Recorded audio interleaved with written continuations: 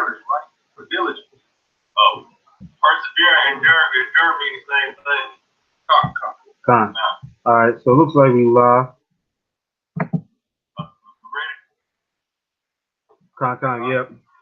All right, so we want to start off by giving all praises to Yahweh, Ba'ashem Yahushai, Ba'ashem Rakakadash. Double honors to the apostles, the elders that taught us this truth. Peace and salutations to the elect. I'm here with the Elder Mahar. We're going to just do a open forum today. Just touch on, I guess, roll through the spirit.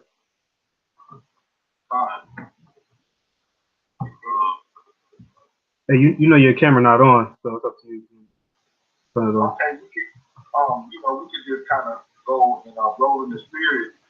Earlier this week, it was announced that payless, ever since we were young, our mothers, in this oppression, they got to try to, those mothers that, weren't living with, a silver spoon or an inheritance, they had to go and buy Bobos and, some payless, Now, with e-commerce, the digital age, the new age, ushering in a chip, these brick and mortar stores, they're starting to close down. People, they're not going into these stores and these retail vendors to buy their goods. And now, it's starting to be a trickle down effect. And all of this was prophesied. This is the worms, this wicked society sitting in the dust. And, you can open with them Ecclesiastes 12 and 3 up. Ecclesiastes 12 and 1.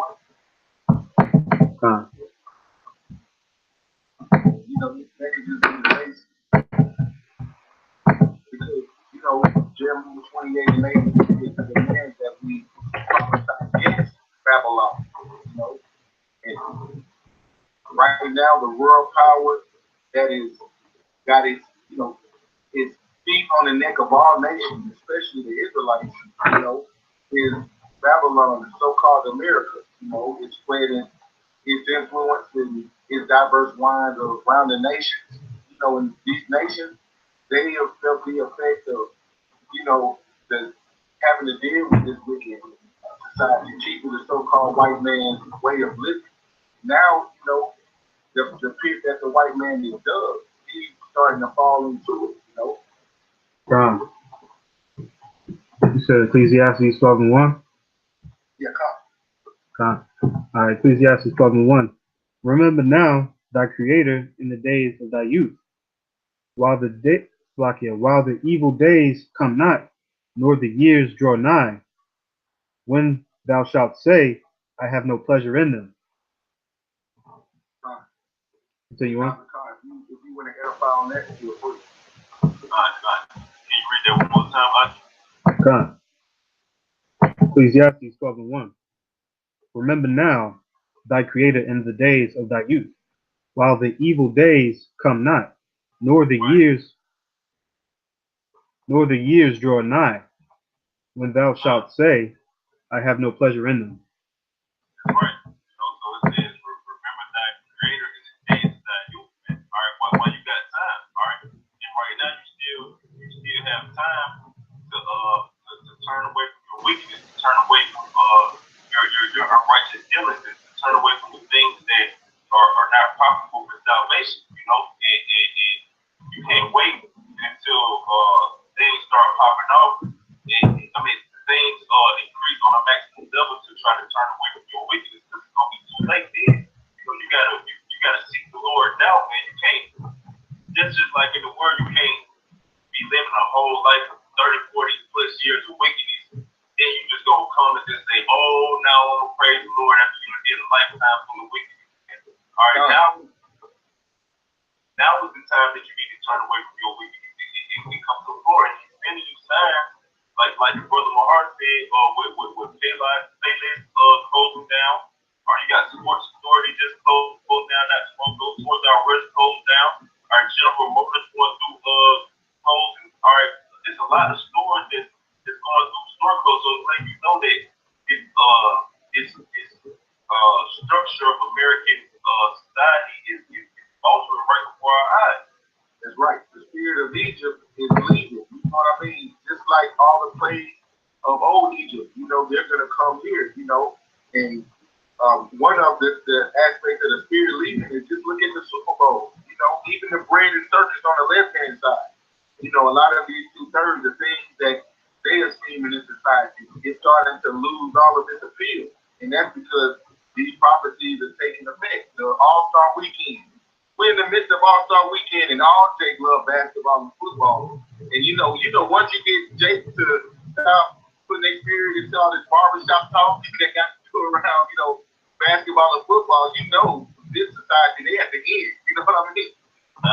That's one of the main things they use as a distraction, but the spirit is leaving this kingdom. So you can continue on up. Come. In Ecclesiastes?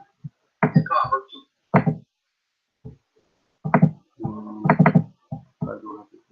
Alright, so this is Ecclesiastes 12:2. While the sun, or the light, or the moon, or the stars be not darkened, nor the clouds return after the rain, in the day when the keepers of the house shall tremble, and the strong men shall bow themselves, and the grinders cease because they are few, and those that look out of the windows be darkened. It said the keepers of the house tremble. And who the keepers of the house? These super elite banking families, man, they pretty much control all these industrial businesses and corporations, man. They over what 97% of academics, politics, that's Amalek, the people that call themselves Jews and are not, the chief house. And of course they're Edomites, but they are the ones that create the policy, and they totally have those Edomites that aren't of that tribe of Amalek slated for annihilation. Because, even the clan hates the Jews, right? Because they want to make it like it's some form of separation. Y'all are Edomites, but y'all are just different tribes. And like you were saying, the keepers of the house, they are the elite that run the central bank, that run all of these different media platforms, that run education, that control the curriculum, so on and so forth. In that day when the keepers of the house shall tremble, and the strong men shall bow themselves, and the grinders cease because they are few, and those that look out the window be dark. Go ahead,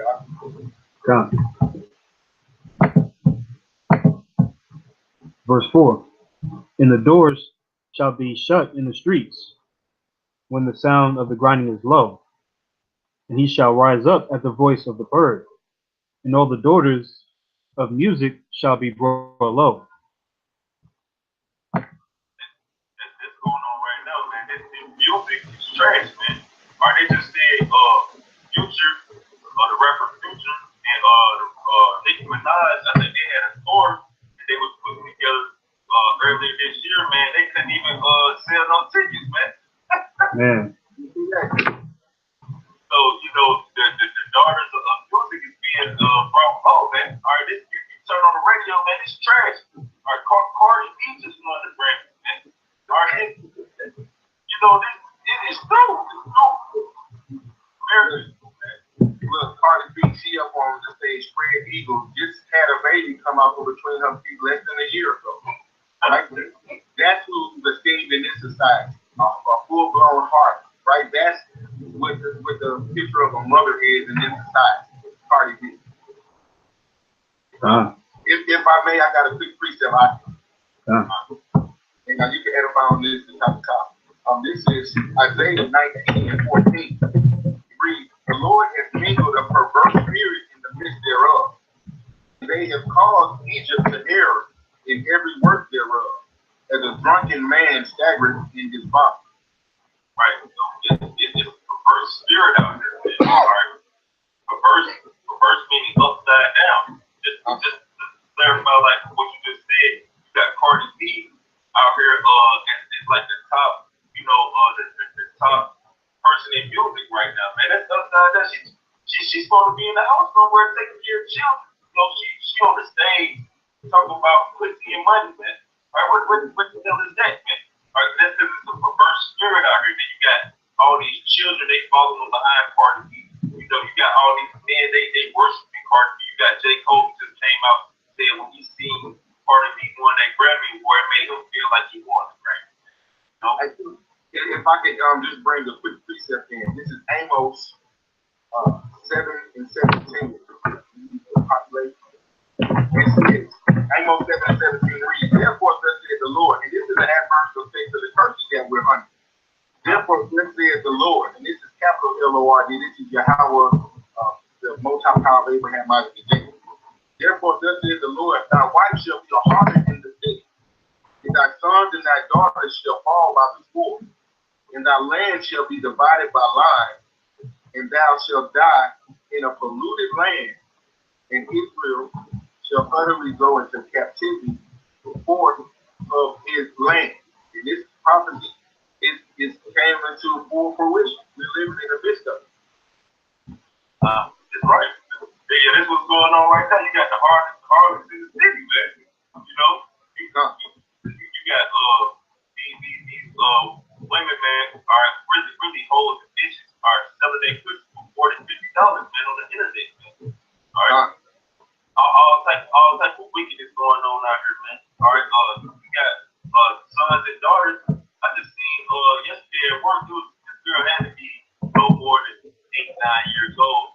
She had a shirt on with her belly all out, man, and nails on, man, and weave in her hair, walk around, prancing and shit, man. All right, that's the curse that has been brought forth, you know. Hey, Con, and whenever I see a young lady that is dressed promiscuously, I'm butchering the word, that's dressed very promiscuous, showing all of her décolletage, her upper chest area, like you said, her navel area, because we are men, we're not homosexual. So you can provoke and entice a man to lust. But I really get frustrated and I have a lot of anger towards the parents because I know that it's somebody that purchased that for the young girl. She doesn't work, and that also goes back to those Jews because they own the garment district, they own the fashion district. They understand that Israelite women have very robust features. And the type of clothes that they offer out there, they already know that it's going to violate all of our civil laws because our women, they are required to dress in modest apparel. You can't be out here presenting yourself like a harlot. You are a precious daughter of Sarah. But the only thing that'll let you know how precious you are and let you know that you do have a dress code, right? All the scriptures, the laws, right? And the behavior of our people and the state and the condition of our people is a reflection of us casting the law from behind us, right? And got a precept. Bring it out. It's Isaiah 24 and 5. It says, the earth also is defiled under the inhabitants thereof, because they have transgressed the law, changed the ordinance, broken the everlasting covenant. That's right. The whole earth is defiled, like it says in Job 9:24. Who's this earth been given into the hands of? Right? One thing that we were just touching on is going back to the people that control the policy. Who is at the helm of the immorality? Right? Who creates legislation that says 2 men can legally get married and they can be protected under the law? Right? Bring that precept out one more time, huh? It's Isaiah 24 and verse 5. It says, the earth also is defiled under the inhabitants thereof, because they have transgressed the laws, changed the ordinances, broken the everlasting covenant. And the people that are in charge of this earth right now, as far as the policy, even voting. That's why the scriptures tell us not to vote for anyone that's not from among our brothers, right? Because even in voting, a lot of people, they feel as though their influence or their suggestion can ultimately change the state that this corporation is going. And it's circling the drain, right? And that's why, when we're in this society, we're demanded to come out of her, in Micah 2 and 10, right? Come out of the ways of this society, right? Because even if you vote, they, just like in the clothing industry, right? You could go to a store, but the options that you have to choose from, they give them to you. And all of the options, guess what, are inordinate. They're go totally against what the Heavenly Father prescribed to us, and that's to be selfish. You know, we have no continuing city in Babylon. You know, you can continue with the precept.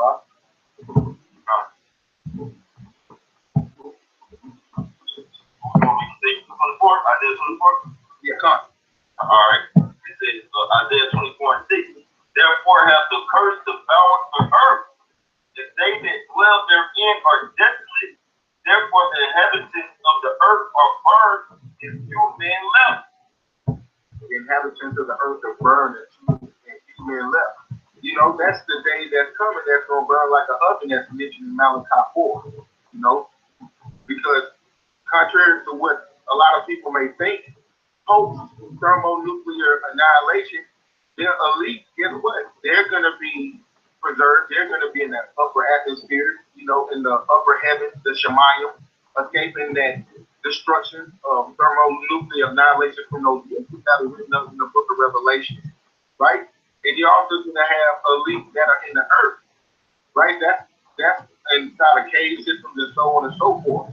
That's why Jeremiah 16 and 16 says, there shall be hunters in those days, right? We're in the time of fishing. So the few men that'll be left in that day, those are going to be the elect, right? Post thermonuclear annihilation. Because as is written in the scriptures, we're going to have to get the elite. We're going right back to those Amalekites, the ones that are at the hem of all the wickedness on the earth, right? Because just a regular Joe Blow six-pack Edomite, he don't have no power, right? He's the most manipulated person on the planet because he's been deceived into thinking he got power over us. When if you look at the Georgia Guidestones, right? If you look at martial law, a lot of these Edomites are slated to get the chip. Right? They're slated to be deemed human cattle, you know, and that's what the elite of Amalek, the so-called synagogue of Satan, as the scriptures call them, they look at us as goyim. You know, when we throw up our curses, we always throw up curses for the Gawai, you know, the heathen, you know, because in our law, the same way we're holy, we're demanded to be separate from the other nations of heathens. That's the things being turned upside down, the things in the potter's place, like it's written up in Isaiah 29 and 16. Now, they look at us as the goyim. They look at us as human cattle. They come up with programs like eugenics, where they say they're going to weed out all of the undesirables out of the earth. And they're actively going forward in those programs and those agendas, right? So how can they say salvation is for everyone when who needs to be saved? Who's under attack as we speak? You know, go ahead with the precept. Verse 7, it says that no wine order, fine language, all the very hard is on side. You know, the mirth of the tavern ceases, the noise of them that rejoice endeth, the joy of the heart ceases. You know, and that's their new wine, the wine that they were drinking as far as the different philosophies. You know, not only Babylon, you know, just like it says in Jeremiah 16 and 19, they're going to know that they've inherited lies, right? These different philosophies and these doctrines and these schools of thought that they subscribe to, right? You know, they're wise men of Amalek, you know, that have been consulting with these spiritual demons and these entities in high places where they've had success. Now it says this is going to turn in the morning, right? The party's fucking over. You know what I mean? You just like when you drink and you go through that phase, like this here, drinking in moderation, it makes the heart glad in season. But now they got drunk. Now they throwing up, they vomiting. You know, it's the mirth is left of America. You know, and now they're entering that stage of mourning. You know, I got a quick precept for you. Jeremiah chapter 51, verse 7. Babylon has been a golden cup in the Lord Yahweh Bashem Yahweh's hand that made all the earth drunken. The nations have drunken of her wine, therefore the nations are mad.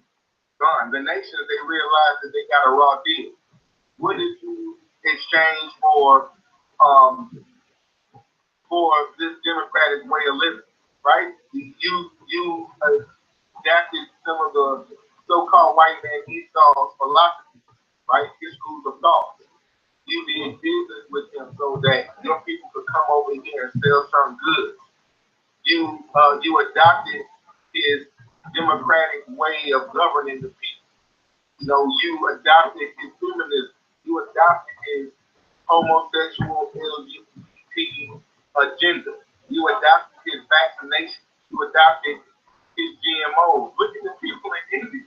You got farmers over there, you know, because they have a patent on those seeds. So if their seeds go on Elon's field, now they're saying, you know, this crop is patented, and they over there commit suicide, right?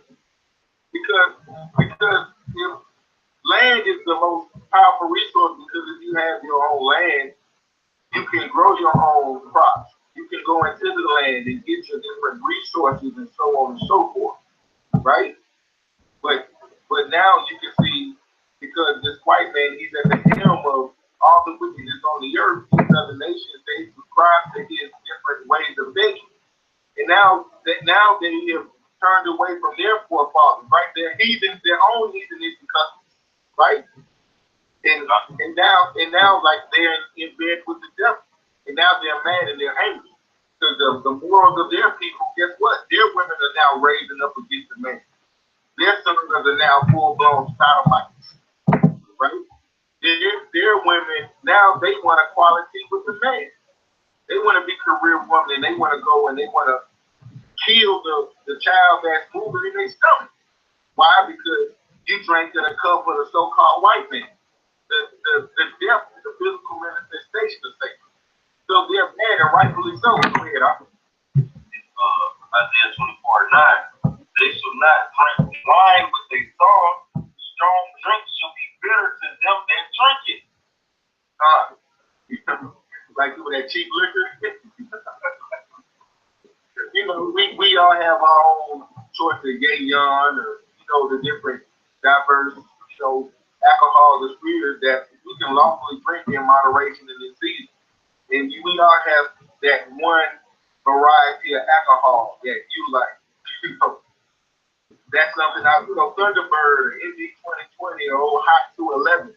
You know, they had. I ain't trying to endorse the Esau's wineries, but they had like some shit from the Beaujolais vineyards of, you know, Italy. You know, and you got accustomed to that nice smooth drink. You know, the aromatic flavor of the wine. And now you drinking straight urine, you know, and rightfully so. You know, these nations, like it says in Psalms 83 and 3, they're mad, you know.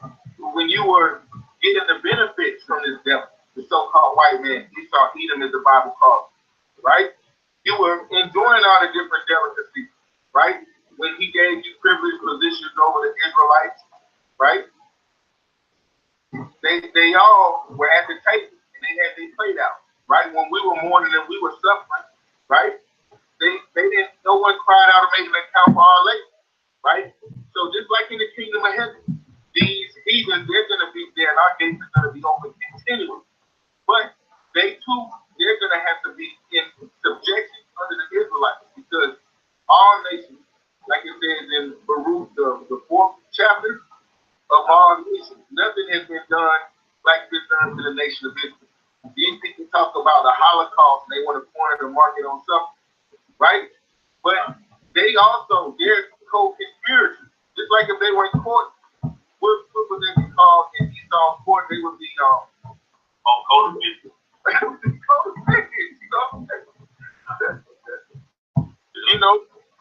You know, so when they start to get angry and when they have to return back home because the heat is being turned up by Yahweh Bashem Yahweh, we're not crying, we're not saying free Libya free Syria, and all of them, they had a part in our downfall. And Yahweh Bashim Yahweh Shai, chiefly he has a controversy with his children, like it says in Hosea 4.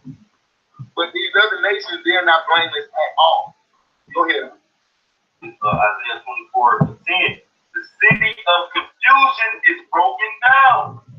And house is shut up that no man may come in. The city of confusion, that's Babylon, right? Because the Most High, it says in Deuteronomy 32:8, he divided the nation, right? Because Nimrod, which was a wicked ass Hamite of the nation of Cush, right? He wanted to make a stairway to heaven, and the Most High came and he broke up the whole operation, right? And guess what? Babylon, modern day, being America, right? It's taking on all the philosophies of the Persian-Medians, the Greeks, right? The Babylonians, right? And that's why it's confusion, right? All different nations are represented here. When nations are given their borders, we're not supposed to be intermingling with all different nations. See, they come here from their country business. We don't have our own borders, right? And that's to denote that we're in captivity, but we're in the midst of Babylon, that city of confusion, right? And that's why the scriptures say, come sit in the dust, O virgin daughter of Babylon. Because that virgin, she never had her skirt lifted, right? America has had a lot of conflict, but America hasn't been outright attacked, right? America is the military branch of the Roman Empire, right? That's why America is so big, because of this military prowess, right? That goes right back to what? Esau and his gifts of war, right? His military prowess and his superior weaponry, right? And now, just like it says in the book of Joel, the weak are saying I'm strong, right? But like you were saying, go ahead with that last verse again. Isaiah 24, it says, the city of confusion is broken down. Every house is shut up that no man may come in. Every house is shut up where no man can come in, right? It's saying the keepers of the house, right? But this house in this situation is these nations, they're going to secure and close their borders, like it says in Isaiah 13:4, right? Nation is going to return to nation. Like we're going back into that old archaic way that the Most High created us to be accepted, right? Before Esau, right? Before Babylon gets destroyed, these other nations, they're going to head for the hills. They're going to go rule, right? They're going to see the smoke of Babylon burning from afar, right? Because Babylon represents just a way for them to get their people back, for them to come over here and milk this place dry. They don't have no love for Babylon, but they love how Babylon, them being in the bed with the white man, allows them to do what? That talent is tense, because for the majority of the people that get into bed and with Babylon, those are the leaders of those people, right? Those 10%, those sellouts, right? You'll see in China and India, right, in Africa, you'll see these people that make the policies and, the leaders of the people. They sell out with the white man, but 90% of their people catching pure DA over here. What's going on with Maduro and Venezuela? Esau will set up a coup. And if you are a leader that has a heart for your people, and that's this leader like Muammar Gaddafi, right? Saddam Hussein, right? They will take you out of power.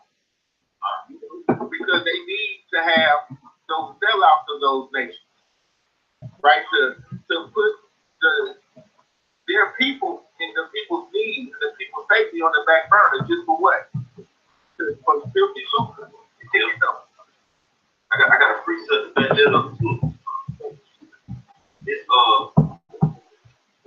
Michael 2:1. Woe to them that devise iniquity and work evil upon their bed, for the morning is light. They practice it because it is in the power of their hands.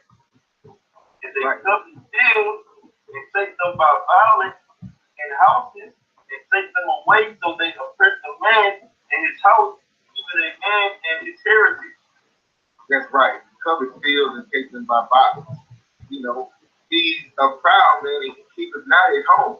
He's a cunning man of the field, you know, and that's what he does. He's all about oppressing the people. You know, that's what the white supremacy is all about. You know, conquering, you know, conquest, colonization. It's not about dealing with these people and feeling fair, right? It says in Psalm 58 and 3, the wicked are strange from the womb, right? They not, like it says in the book of Deuteronomy, Psalms, it says he's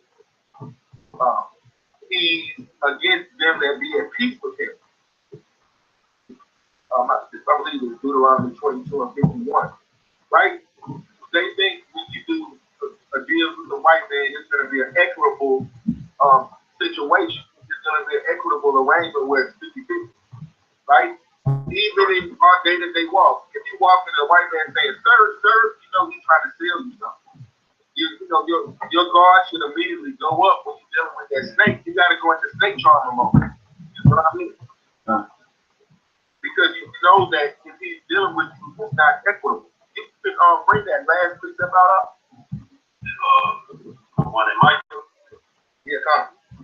It's Micah chapter 2 verse 2. And they covet fields and take them by violence, and houses and take them away. So they oppress a man and his house, even a man and his heritage. And that's what comes along with your oppression, right? The way that you will live in prior to encountering him, prior to following his ways and philosophies are going to be annihilated. You know, look at the condition of the Israelites when we're scattered abroad. You know, we have to bring our people's way of life back into remembrance. They've been totally cut off, right? And at least in our Babylonian captivity, in our Persian-Median and our Greek captivity, you know, you had some Hellenists that knew they were Israelites. But in this society, you know, when you say that you're an Israelite, they automatically put their guard up to denote that they've been totally destroyed and cut off from their way of living, their heritage, their tradition, their God, right? Their laws, their power, their land, right? Like it says in Matthew 15 and 24, I've only been sent unto the law. And who's more laws than the 12 tribes of Israel, right? And so why Yahweh Shah for waking us up and shining his light on us, showing us mercy. Because we were out here in that condition, you know, of being totally lost, totally blind, you know, and now we have direction. And guess where we get our direction from? The Spirit, right? Go ahead, I got one more verse in Isaiah 4. In Isaiah 24 verse 11, there is a crying for wine in the street. All joy is darkened. The mirth of the land is gone.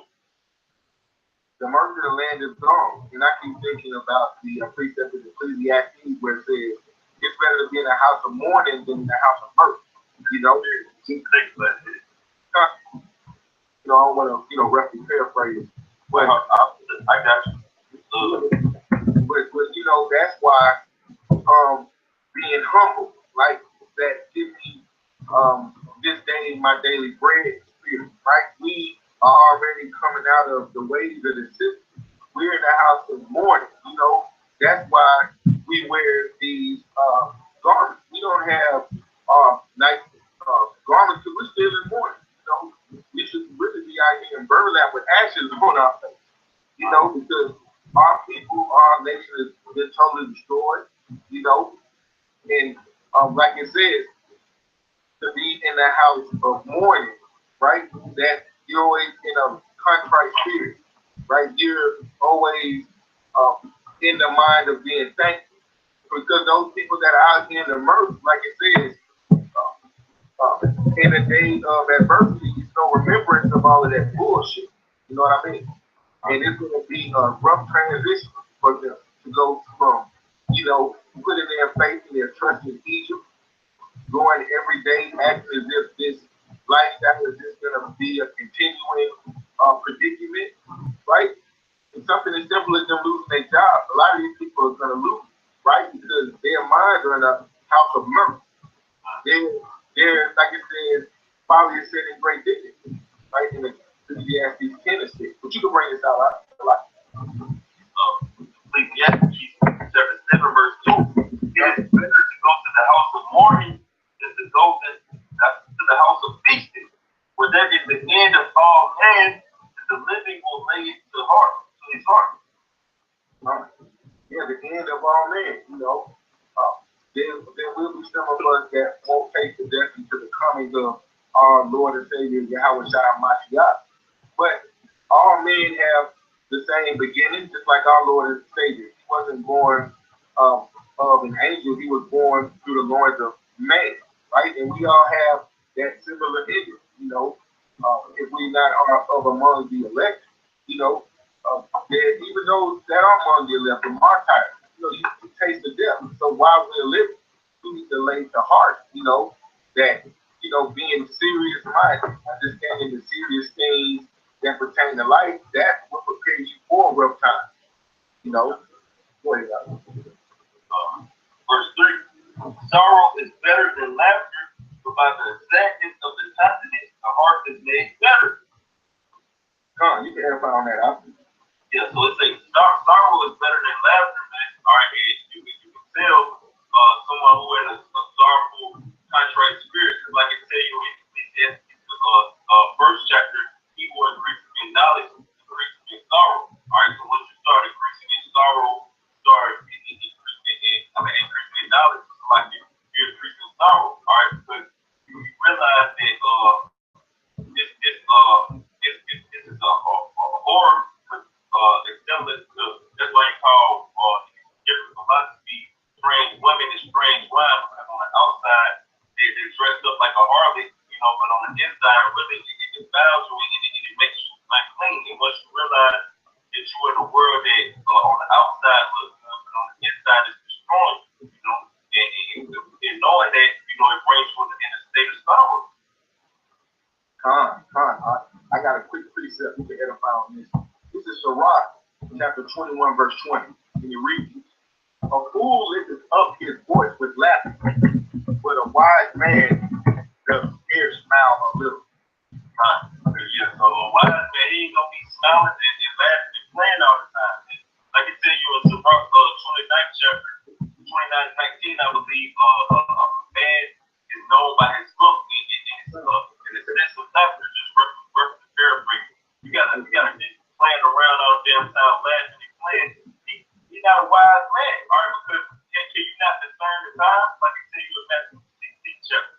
Or you can come outside and look at the sky and tell that it's blue or it's red, or you can tell that what kind of weather it's gonna be for that day, but you can't tell that you're in a time of war, death, and sorrow. All right, so what the hell is you actually plan about all the time, man? That's right. Look, oppression maketh the wise man. It makes you upset and it can drive you to mental illness. But like it says in Sirach 21 and 20, it says, but a wise man does scarce smile a little. And that was beautiful how you tied that in with Sirach 29 and 19, but 19 and 29, because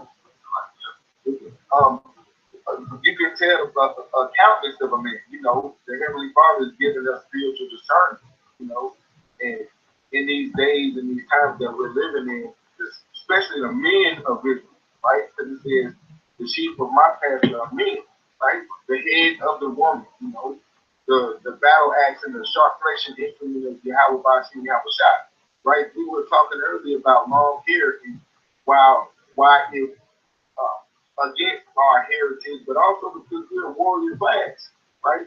When they say the elect faces of lions, if you look at a lion's face, right, it has more of a serious countenance, right? And that's another reason why these nations, they don't have any respect for us, because they have our records and they know what's been done to us.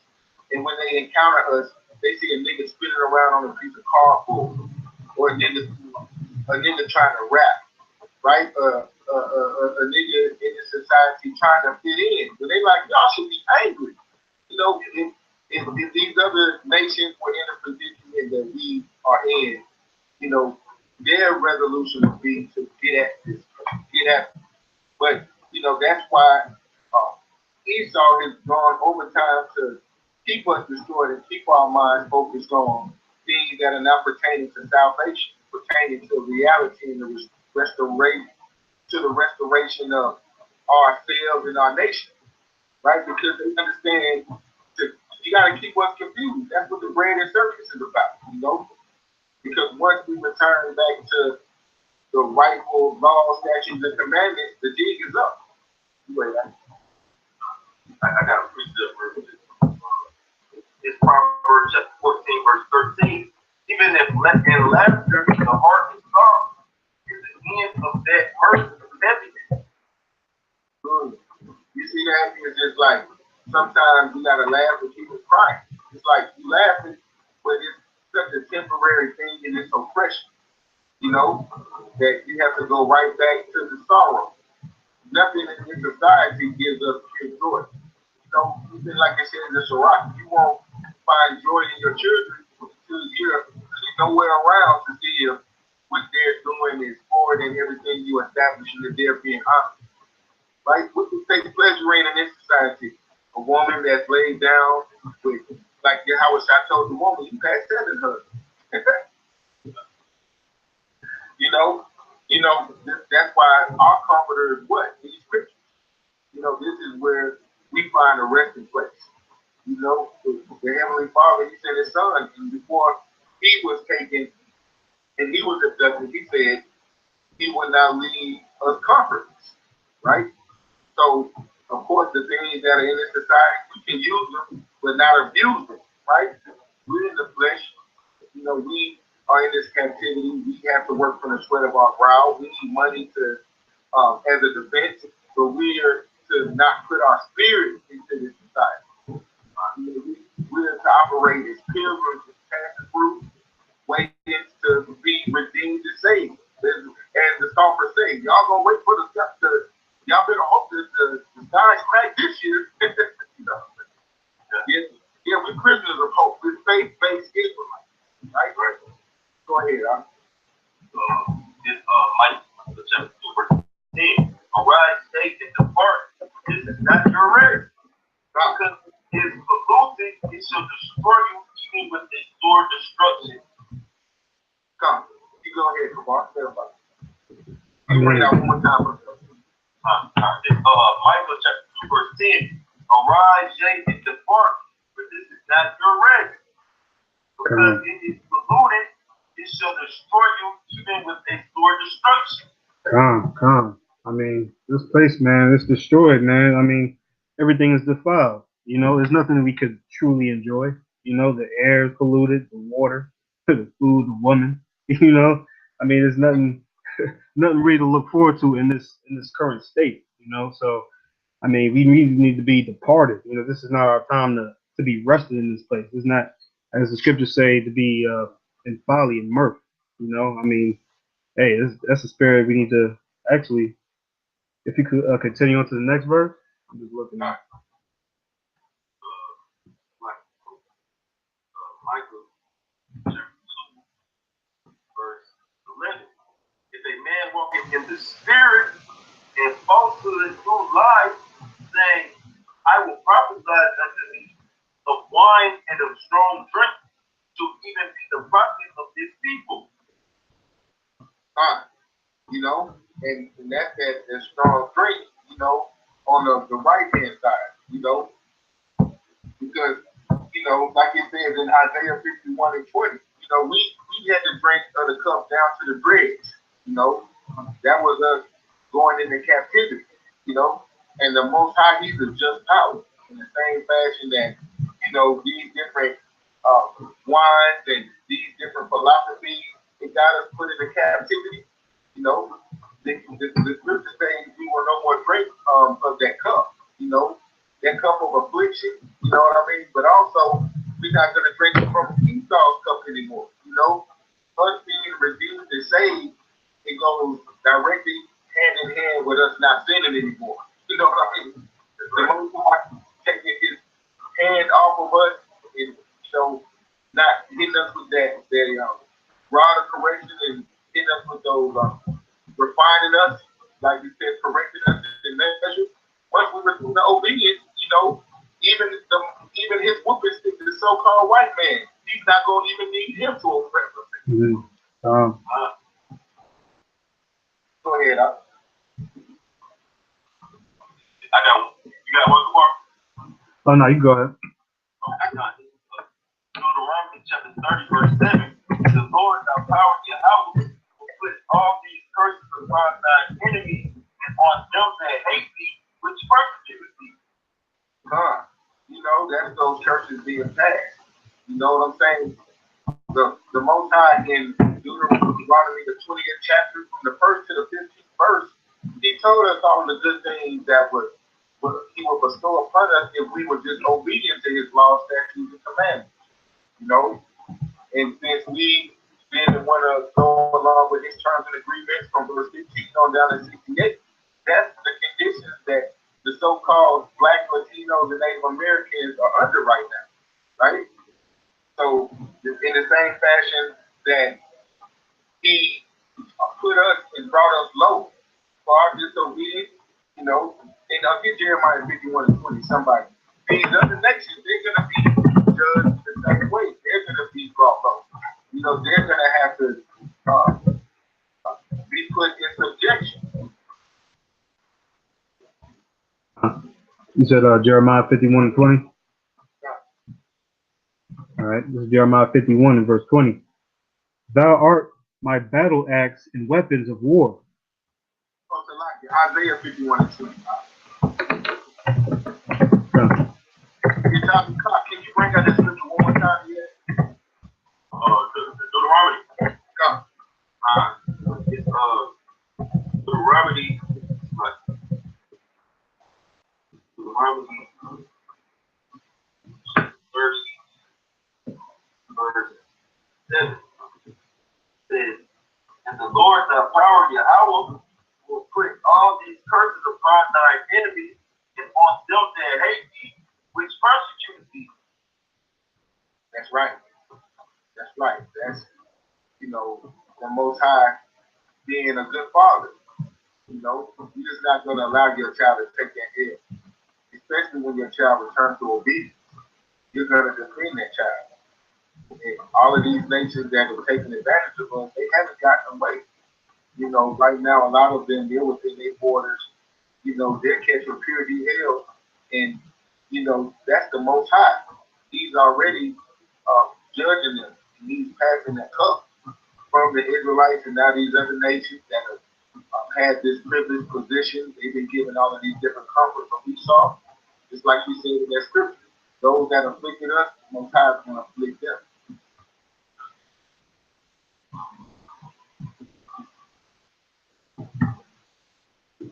I got a quick one if I may. This is Isaiah chapter 51 in verse 21. It reads, therefore hear now this, thou afflicted and drunken, but not with wine.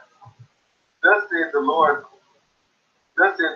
thy Lord and thy God that pleadeth the cause of his people. Behold, I have taken out of thine hand the cup of trembling, even the dregs of the cup of my fury.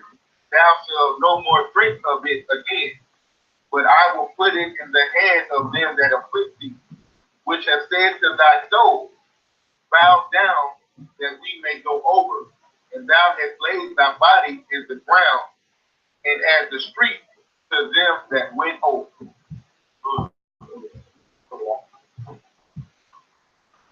Yeah, so they say he gonna pass that cup over, man. All right, and now we're gonna walk on your ass, man. All right, just like you walked on this, like we was your door, man. Now you gonna become our door, man. All right, we had to drink of the Lord's cup of trembling. All right, we had to go through slavery, all right, captivity under all these nations.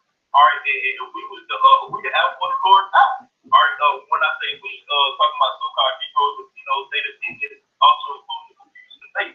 All right, so we had to go through that being the Lord's people. What the hell you nations think you gonna go through, man? All right, you gonna drink of that cup too. And it said in verse 22, it said, behold, I have taken out thine hand the cup of cup of my hearing. So we had to drink that cup. The dregs, that's like any bottle, you're gonna leave a little bit of fluid. You're just not gonna turn it all the way up. You're gonna leave a couple drops in there. But when the Most High said we were gonna go into captivity and our children would be sold and they would be leaving the parents, our women would be harlots, the men I have an evil eye towards their brothers, we are broke at noonday. All of those curses, guess what? They fell upon us down to the dregs. Not one aspect of those curses have not hit the Israelites, and we're not facing that today. And guess what? They are upon us as a sign and a symbol.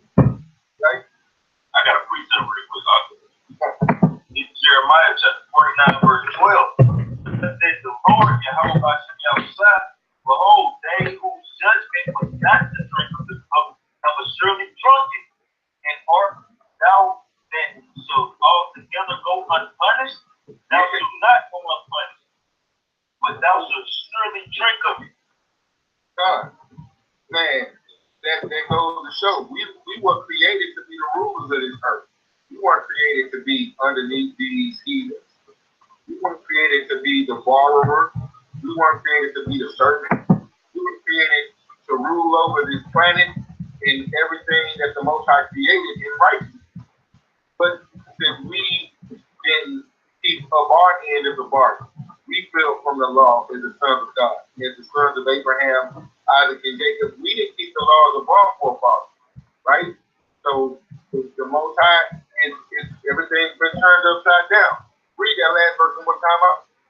It's Jeremiah chapter 49, verse 12. But thus says the Lord, Yahweh Hashem Yahushua, behold, they whose judgment was not to drink of the cup have assuredly drunk it. And art thou he that shall altogether go unpunished? Thou shalt not go unpunished, but thou shalt surely drink of it. Get 2 Thessalonians 1 and 6 real quick. They shall surely drink up. Right? It was the Most High determination, but he thought he wasn't in the earth. A fugitive and a vagabond. Right? And just like someone that's running away from the law. Right? They might stay with this. They might stay in this shabby hotel this one night. Right? Because they trying to do what? Go unpunished. They might find some old lot lizard. They might live with her in this trailer. They might live in this trailer park. They're going to go from state to state because they're trying to go unpunished, right? And just like Esau, right? Their inward thought is that their houses shall continue into all generations. That's their inward thought, right? But the Most High, he's appointed their bounds. You know what I mean? And then, like it says in, Galatians 3 and 6, right? The Most High, he hasn't changed. He's not like me, right?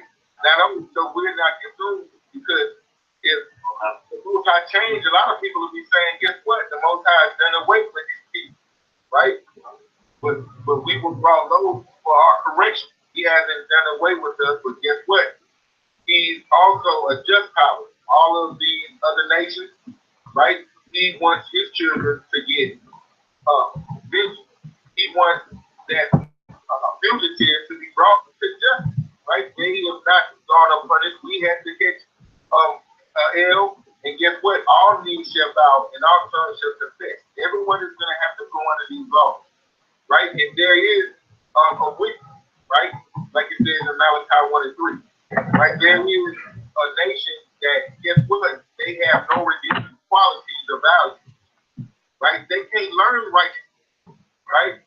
These laws, there's no way they can uphold them because that's how the Heavenly Father made them. That's another reason why Obadiah 1 and 18 prescribes their annihilation and their destruction. Because when we are back in authority in the kingdom of heaven, when it's not established in the clouds, when it's established on this earth, after this white man has to serve out his sentence, right? He's going to be sentenced, right? Because when someone is taken to justice as a fugitive, they have to be sentenced, and then they have to serve out that justice. And it's already been prescribed what? Double. Like, double unto her. We had to go from 1619, 1492 up until today, right? And then you can see how that 1,000-year period is right on point, right? And that's just enough time for him to bury all the dead bodies. Because this earth is going to have to be replenished. know, the kingdom of heaven is going to be on this planet, right? That America is going to be, like it says in Isaiah 13, you can grab that whenever we have a chance. America is going to be a wasteland. You know, no man or no man is going to inhabit America. It's going to be thoroughly destroyed. You know, our land, guess what? After it's cleansed, right, the valley of Jehoshaphat is right there in the midst of our land, which is inhabited, like you said, divided by lines. The so-called Palestinians, the Muslims, and the fake Jews, they're doing all type of wickedness in our land. It's going to have to be cleansed by fire, right? So, like I said, men are going to be left you in the land. All of these dead bodies, who's going to bury them, right? That's where the Edomites come. That's where the Hamites come. You know, but guess what? We're going to show a little favor unto a sad nigga. You know what I'm saying? You're gonna show a little favor to a group. You might let him in the house and eat some of the crumbs off the floor. But that goddamn Edomite, Esau, Edom, even in the kingdom, just imagine when the Koreans get their hands on Esau. After all he's done to them in Nagasaki and shit. Just imagine Leopold and Mussolini, how they killed so many people in Ethiopia. These other people, they mad. These other nations are mad. You know, go ahead. You got it, Mark? In Isaiah? Isaiah 13 and 14. Where it's towards the end. Let me get it real quick. Well, I'm gonna bring out a precept in the meantime while I look for it. This is Baruch chapter 4, verse 6. It reads, "Ye were sold to the nation, not for your destruction, because ye moved God's wrath. Ye were delivered to the enemy. For you provoked him that made you by sacrificing unto the devil and not to God." You provoked the Lord, man. All right, the Lord didn't want to do this. All right, but you pervert. You pull that word provoke apart. It said that you did this, and y'all didn't want to do this to you, man. All right, but you, right? You're doing what you was doing wrong, what you transgressing laws, that commandments, transgressing covenant that you made with the Heavenly Father. Okay, you caused these situations to come upon you, man. That's right. And once I'm gonna wait for him to bring out that definition, etymology, provoking. That's Mahar. 48:43. My bad.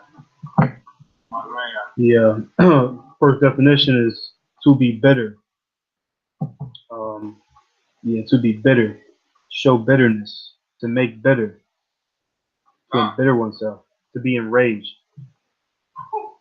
Yeah, be enraged. Hey, like it says, jealousy is the wrath of a man. Hey, somebody pull Deuteronomy 32 and 21. It says the word provoke means to enrage, to embitter. And you already know the Most High. You know, just like the scripture says, don't tempt the Lord. So he's giving us these laws, especially once we are aware and privy to these laws. Now you don't have any excuse. And whenever you go a whoring, you know, you want to establish your own way of doing things, it provokes, right? It embitters, it enrages the Most High. You guys, Deuteronomy 30, 21. Yeah, I got Deuteronomy 32:21. They have moved me to jealousy with that which is not the Most High. They have provoked me to anger with their vanities, and I will move them to jealousy with those which are not a people. I will provoke them. I will. Hey, the Most High gave us a feeling of what he goes through. Because look at the Hindi Jake had for his oppression, right? He said, you move me to jealousy, I'm going to move you to jealousy. A lot of Jake, what do? They go stealing, they go killing, because they jealous of the privileged position that the Edomites have, being rulers over them in this society, right? The scripture says jealousy is the wrath of a man, right? You won't want your possession, your woman, you know, violating you. You don't want your woman being violated because guess what? That'll make you jealous, right? I got Bring it out. Jeremiah 3 verse 1. They say if a man put away his wife, and she go from him, and become another man, shall he return unto her again? Shall not that man be greatly polluted? But thou hast played the harlot with many lovers. Yet return again to me, says the Lord Yahweh Shai. Man, that's talking about the men of Israel. You know what I mean? We're the most high women and we play the harlot. By what? Going on whoring, following the different gods of the different nations, going to establish our own idols and establish our own righteousness, right? And the Most High's land, because Jerusalem was a people before it was a place, right? That city of peace, Yerushalayim, it's greatly polluted, right? The scripture says that in Jeremiah 2 and 21, right? We are a noble seed, right? Of a very regal vine, but we're the degenerate vine. You know, that's that land being polluted. The Most High's glory being brought to shame. Just like our women. Look at how our women are perceived and how they parade themselves in the street. Shameful. Shame is a good thing being shamefaced, right? And that's one thing that we being the Most High's women, Jerusalem, you know, we provoke the Most High to jealousy, right? And guess what? His land is totally polluted. And so why Yahweh Shai for the elect, right? Because that spiritual house of David, like I say, that spiritual arch, is being rebuilt. You know, and the Most High is not a numbers game. You know, like you said, one man shall be left in the field, two in the city. The Most High is all about quality in these last days. And that's the elect that'll come back to him in spirit and in truth. Go ahead, Al. Bring it out one more time. Yeah, come. This Jeremiah 3 verse 1. They say if a man put away his wife, and she go from him and become another man, shall he return unto her again? Shall not that land be greatly polluted? But thou hast played the harlot with many lovers, yet return again to me, says the Lord Yahweh. Return to me. You know, that's like a lot of men in this society. You know, your wife cheat on you, you go to counseling, and you take those sorry hoes back. That's who we are. We the sorry hoes in this place. You know what I mean? We that no good bitch. You know what I'm saying? That violates a good man. You know, like in this society.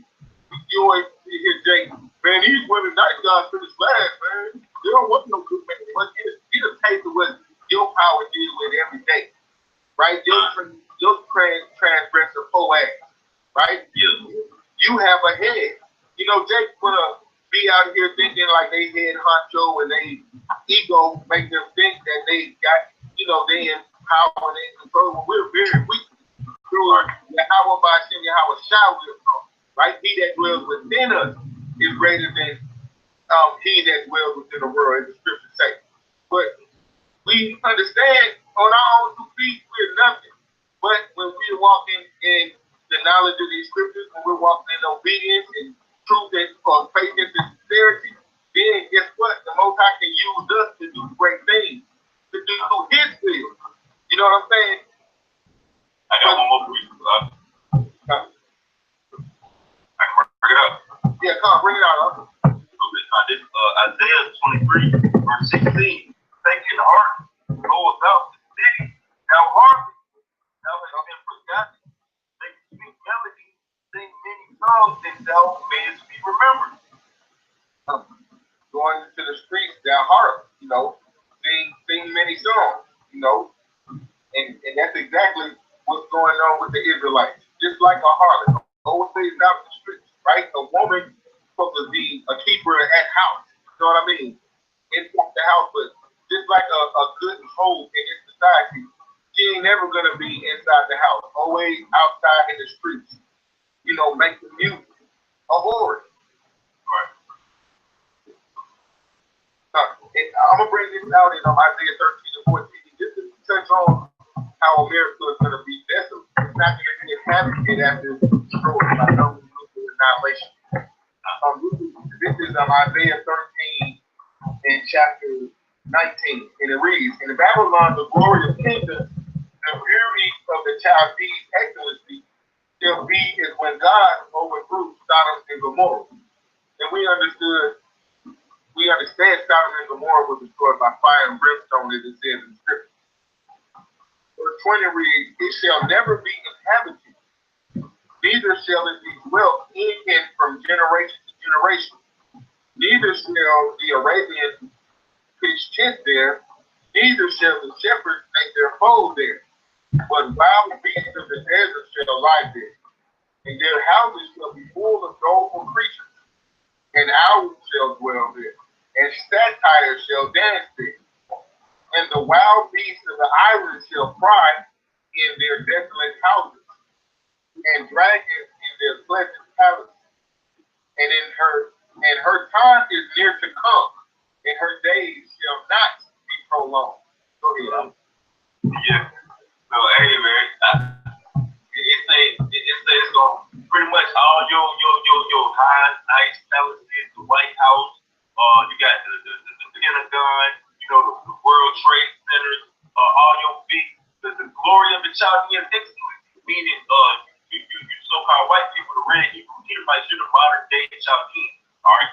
You're Chaldeans, all right? And all these big establishments and skyscrapers and buildings and high prestigious places that you have established here in America, they're going to be inhabited by adult creatures, by dragons, by satires, man. All right, you're going to be destroyed, man. You're not going to, and nobody's going to dwell here no more. There's going to be a perpetual desolation, man. All right, everything that you have built up is going to be brought down. Hey, Todd, if you can you get Revelation 18 and 2 very quick?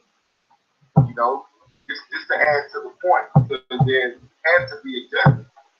In the scripture, it's prescribed that a lot of times when people, get on us, they want to act like it's personal. And all we're doing is reading the judgments that are written therein. We understand that there's no such thing as a white man.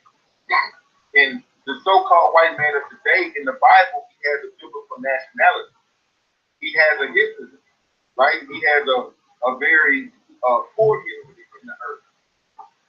Going back to Cain, coming back in the reincarnation after the flood is Esau, right? And all of the wickedness that he's done in the earth, the Bible, right? It prescribes what a sentence it is. It's like a law book, right? You have statutes, you have codes, and Esau's legal system. And if you were to steal, it gives you the minimum and it gives you the maximum. Up to a year in jail. 10 years, you might have to go to a state prison. You might have to go to a federal prison, up to lethal injection, right? And all we're doing is we're opening up this book of the law and we're reading the judgments that are written for this particular nation. Like it says in Zephaniah 2 and 12, the Ethiopians, they have a judgment in the scriptures, right? Our judgments was in the scriptures, but guess what? This so-called white man, he will not elude justice like you were reading. He said that not that he was trying to escape, but that what was the word that it said in the scriptures? When we were speaking how he's gonna have to be sentenced. The Most High is gonna send out those hunters, those bounty hunters, in a sense, to bring that fugitive to justice. And he said, "You will not go unpunished." That was the word. Oh, yeah, Jeremiah 4, down to us like yeah. Thou shalt not go unpunished, man. You should surely drink of it. And that's a judgment. Our future prophecy written in the scriptures. All we're doing is bringing it out. Whenever you can bring out that Revelation 18. You got it, Okay. Revelation 18. Where you want me to start at? Start from the top. You start with verse 2. Okay. Revelation 18 and 2. And he cried mightily with a strong voice, saying, Babylon, the great is fallen, and is become the habitation of devils. That's right, the habitation of devils, right? The habitation is a dwelling place. And a devil is nothing more than a deceiver, right? And that's why Babylon is going to fall, because the house that's built on thin land. Go ahead, Oscar. Continue. I was saying, I thought you were going to answer the point to Lockie, but how that's built on sandy land cannot stand. And just like this has become the habitation of devils, like we were reading in Isaiah 13 and 18, it soon is going to be the habitation of noble creatures, satires, right? Beasts and dragons, because just like in Chernobyl, when the thing called lightning and unleashed his atom bomb, and it spread all that radiation, you hear all these stories about that land, the wolves of Chernobyl. These are different documentaries on how that radiation is taking effect on the ecology of that land, right? And now you have two-headed animals, and you have all of these different mutations as a result of that radiation exposure. So in Isaiah 13 and 18, when it was talking about this is going to be inhabited by all of these newly created, it brings about satires and dragons, right? Those are going to be the animals that are going to be affected, or these newly created creatures that are going to be brought forth as a result of all of the destruction, all of this radiation, all of Esau's, like I said, his wise men, his smiths, so to speak, right? That's what's going to bring about all of these, like I said, the dragons and all of these creatures that today people are like dragons, you know, as an after effect of that destruction. That's what's going to be in America, because America right now is the same thing, you know, the habitation of death. Go ahead, Al. Continue on, Revelation. And the hold of every foul spirit, and the cage of every unclean and hateful bird. The cage of every unclean and hateful bird, right? And this is to denote how America, out of, it's like the Masonic lodges, right? America has a mean Masonic origin as far as the fabric of America. If you look at Washington, D.C., when you look at the different obelisks that are in Washington, that are in Paris, all around the world, what the white man has done is he's set up this system. You know, bring out that scripture one more time so I can jog my memory. Come. You thought verse 2 or 3? Come. Well, I think it was verse 2 I read. And he cried mightily with a strong voice, saying, Babylon the Great is fallen, and is become the habitation of devils, and the hold of every foul spirit, and the cage of every unclean and hateful bird. And that goes back to Babylon being the city of confusion. When it says the cage of every foul spirit, you have to understand all of the wickedness from the Babylonian Empire, from Egypt, all of the perverse ways from the Persian-Medians, from our Greek Empire. They've taken all of those ways and they've adopted them, right? That's why it says the cage of every unclean and hateful bird, because that's to denote all of the philosophies that America has described, going all the way back to the Babylonian mystery schools, right? But I may add, that's why I said the beauty of the Chaldees is God. And you're exactly right, because the Chaldees, they were in Sumeria. You're exactly right, which is in ancient Babylon, right? So even though, like it says, every unclean and hateful bird, meaning all of the philosophies, all of these lewd and perverse ways that are contrary to the Most High righteous laws, all of these ways that are antichrist, this is that cage of every unclean and hateful bird, right? From all of the different kingdoms and all the different rulerships, those different philosophies and those different ways of living and schools of thought are represented inside of Babylon, America, right? Go ahead, Al. And we continue on. Verse 3. For all nations have drunk of the wine of the wrath of her fornication, and the kings of the earth have committed fornication with her, and the merchants of the earth are waxed rich through the abundance of her delicacies. And I heard another voice from heaven saying, Come out of her, my people, that ye be not partakers of her sins, and that ye receive not of her plague. It says, so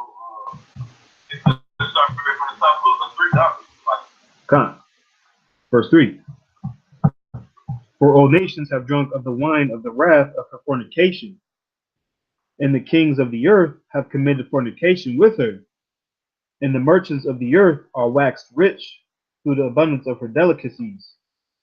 All right, what's that fornication, man? All right, GMO, homosexuality, all these different pharmakia, modern day medicine, all these different things that the so-called white man creates, man. All right, him being the forger of lies, position of no value, all these products that he has created,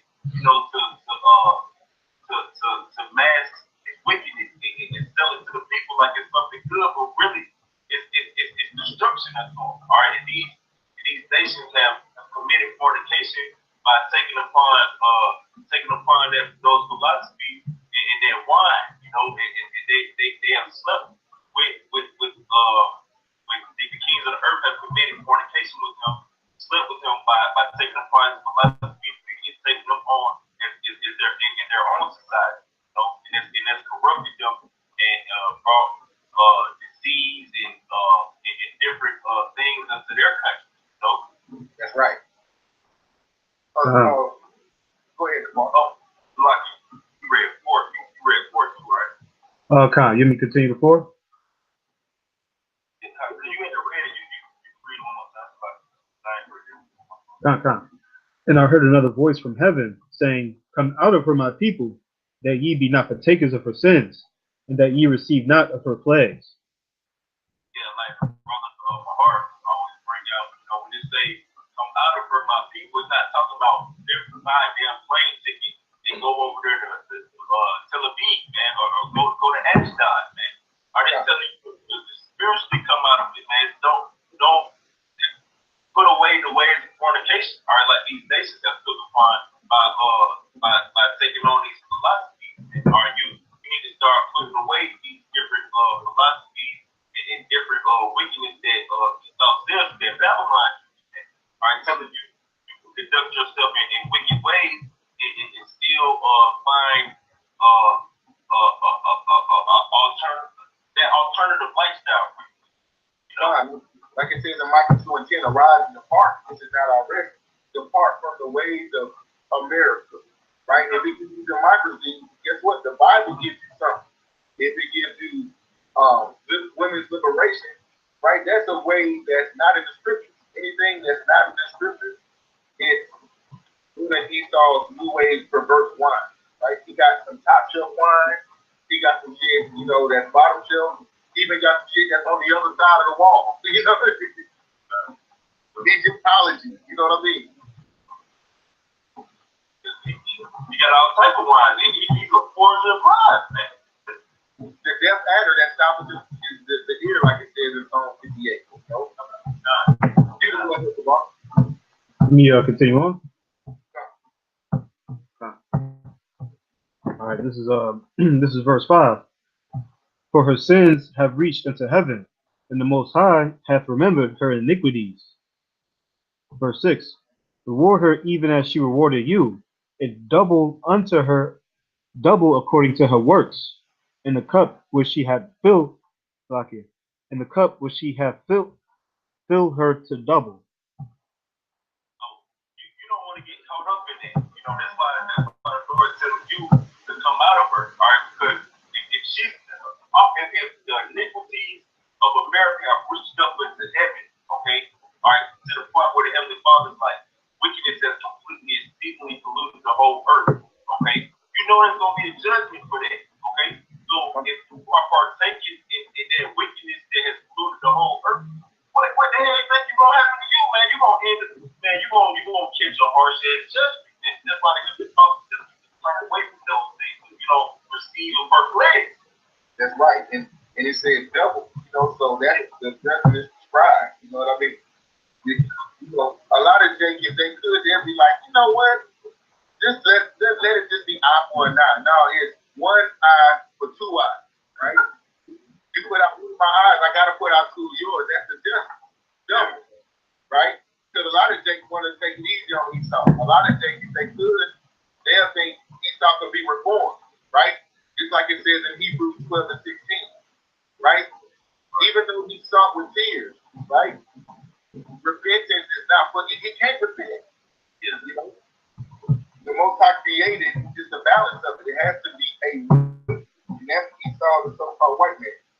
Right? So you can get Revelation 18 and 21 real quick, because when we read, you know, the judgment being done, right? A lot of people, they think like we are of the persuasion where we want to ask the white man for, you know, to put his neck in the noose, you know, to put his arms and his feet in shackles. Like it says in Daniel 7, and I believe it's 18 and 19, it says the saints of the Most High shall take the kingdom, right? And we're not gonna march. And so let me see if I can get that in Daniel real quick. I don't want to push that. Let me grab it. Because when you find Jake that's marching, you asking a devil, right, to be fair. You're going to down in Egypt for help, and even in ancient times, the Most High part is Pharaoh's heart. You know what I'm saying? So if your dumb ass want to go ask Pharaoh for help, the Most High put the spirit on Pharaoh to kick your ass and tell you to get out of there. Because he don't want to do it. Oh, go ahead, Al. Just to depend on what you just said. Because you can't make Esau do something that you want him to do. You can't make the wicked be right anyway. All right? So Jeremiah chapter 13, like Jeremiah chapter 13, verse 23. And the Ethiopian changed his skin or delivered his spot, and they also do good that are accustomed to do evil. That's right. It's like a Nigerian trying to put on some skin bleaching, trying to change his whole identity. You know, that's rhetorical. A leopard cannot change his spot. So let's just go to show that this white man cannot be reformed. You can't bring something clean out of something that was created unclean. You can't bring something righteous out of something that was created to be wicked, you know, and contrary to everything that is good, you know. That's beautiful. And I'm going to bring this out real quick. It says in Daniel 8 and, Daniel 7 and 18, so I might have quoted it right. It says, but the saints of the Most High shall take the kingdom. And that's the kingdom of heaven, right? That's the Aeon, that new age, that new rulership. It says, but the saints of the Most High shall take the kingdom. You know, you hear the bot, you know, who got next? We got next. You know? And it says, and possess the kingdom forever, even forever and ever. Right? What's the scripture says? You will have smoke in my anger that shall burn forever. Right? Because here it says forever, even forever and ever, because forever just means a very long time. Like if you go in the store and I say, damn, you took forever. You know, when it says, you have burning smoke in my anger that shall burn forever, most people are like, well, he's done away with us. Just because it say forever, notice in Daniel 8 and 7 and 18, it says, but the saints of the Most High shall take the kingdom. But in the notes, it says, and possess the kingdom forever, even forever and ever. That's the everlasting rulership. He's not going back into captivity under no other heathen nations, because like it says in Hebrews 8 and in Jeremiah 31, you know, the laws are going to be in our inward parts, right? Those children that come into the kingdom through our Lord, they're going to be taught right. You know what I mean? But you can bring this out whenever you're ready in Revelation 18 chapter. 18:21. Revelation 18 and 21. And the mighty angel took up a stone like a great millstone, and cast it into the sea, saying, thus with violence shall that great city Babylon be thrown down, and shall be found no more at all. So the saints of the Most High shall possess and take the kingdom, right? And if you want to know who the saints are, it's in Psalms 148 and 14. So even when you're dealing with the saints, that's exclusive to Israelites. Mother Teresa, she's not a saint, she's a heathen. Gandhi, he was a piece of shit. cardinals and all of these pedophiles in the Catholic Church. They're nothing more than heathens. The saints of the Most High are Israelites from their respective tribes, chiefly the elect, right? But we're going to take the kingdom, and it says, thus Babylon shall be thrown down with great violence, right? Go ahead and bring out that last piece one more time out. Revelation 18 and 21. And the mighty angel took up a stone like a great millstone and cast it into the sea, saying, thus with violence shall that great city Babylon be thrown down, and shall be found no more at all. Like it's described in Isaiah 13, right? Babylon. It's not gonna be inhabited. It's not gonna be found no more, right? The Arabians that come here, the so-called merchants, right? They're not gonna come here. This is just gonna be a memorial. In the same way Egypt was once great, but you look at Egypt now, it's in the sand and all of the artifacts and all of the megalithic things that were great. Now it's just a memorial. It's like a graveyard in the middle of the desert, you know. And that's what's coming to America. Get Ezekiel 25 and 12 up. With great violence, and we're not going to have to march. Right now, in the news, you have a conversation about how some woman that's running for office in this society, she's bringing forth the conversation of reparations, right? And she proposed that we get paid $100 billion over the next 10 years. Now, if you divide that's $10 billion a year, and if you divide that to, I think it's 20 million Negroes to 30 million so-called black, that they are, deeming the children of the slaves, because we understand it's not just blacks that are oppressed, it's blacks, Latinos, and Native Americans.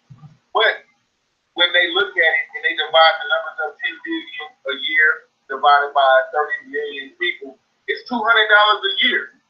Every year for 10 years is going to cap off at $2,000, right? So for everything that our forefathers, our foremothers have done to build up the infrastructure of this country, right? Numbers 35 and 33 talked about the blood being shed and how they must make an atonement for even the bloodshed, right? But they're trying to put a number on ourselves to a low ball number like 100 billion. Look, when you look at Israel, a welfare state, look how much support and support they get every year from America, which is grossly in debt to the tune of, man, if you want to count all of the, all the interest, because when they give these numbers, they're not talking about the interest that's on these debts, right? America's at the point of no return, but like you said, they shall see the please before in Job 20:10. Before America falls, what are they going to try to do? Plead to the house of Israel. They're going to try to appeal to our lower nature, like these African kings are, right? Now they are issuing apologies. Why? Because you know that your justice is coming. You see that the Lord's people are being raised up, and we are pronouncing the justice against these people. So now they want to put into the conversation reparations. When it's no way you can give us anything, no amount of land because this land is polluted, no amount of money because what is the money? Who faces on the money? It's not real money. Jake's so simple, he'll jump over a pile of gold to pick up some goddamn money because he's been so destroyed in his captivity. He don't know what money is, right? A dollar is a measurement. A dollar bill, a bill is a debt number, right? But Jake killed for this money that has his oppressor's face on it, right?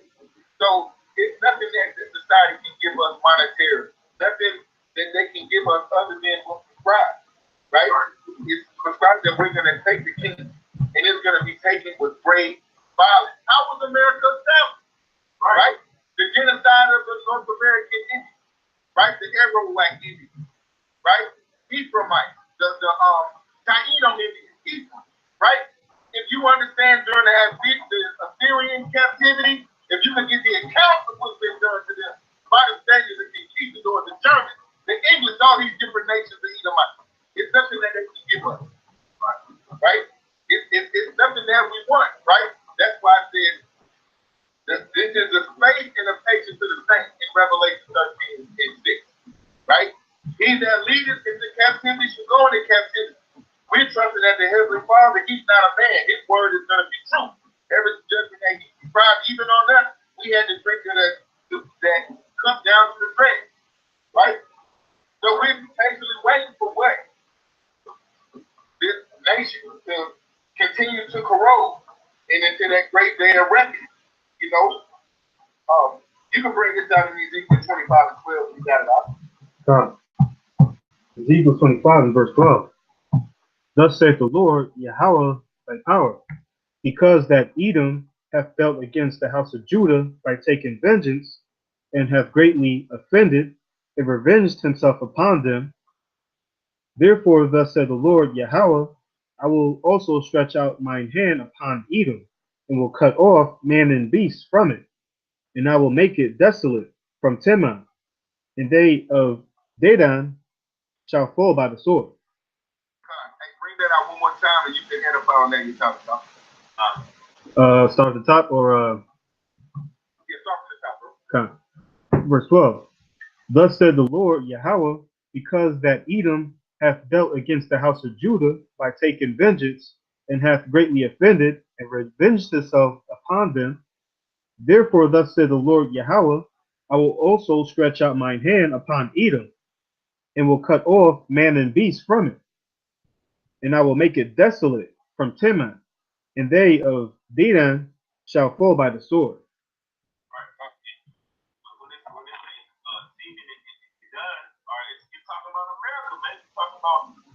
It's talking about you Edomites is right here in the chief place of America, all right, spiritual to done, all right. You Edomites, all right, you Edomites have took vengeance upon yourself when the Heavenly Father tell you vengeance belongs to him, all right. So you can't take vengeance upon somebody and say that, oh, they deserve it. You don't prescribe what you deserve. Yeah, how about you outside? The Most High prescribes what you deserve. All right. So you took it upon yourself to come upon the children. You took it too far because the Heavenly Father did put you in our hands and made us be your captives. Okay, but you took it too far, man. You was feeding babies and alligators, man. You get dogs and you was scalping people's heads off, man. You was cutting babies out of wombs, man. You went too much too far, man. So you think you just gonna get away with that, man? You first you transgressed against the Heavenly Father, you tried to take vengeance upon yourself. Then you went too far with the vengeance. You think that the Heavenly Father is gonna let you go, man. He actually let you do it to us, man. Alright? So hell yeah, you gonna pay for it, man. That's why you gonna stretch out his hand upon you, man. Alright. It said, I will lay vengeance on Edom. And Edom, if you know, to those that might be tuning in that are not privy to who Edom Esau is, Edom simply means red, right? Genesis, I believe, is 25 and 15, right? The two characteristics of an Edomite is being red and hairy.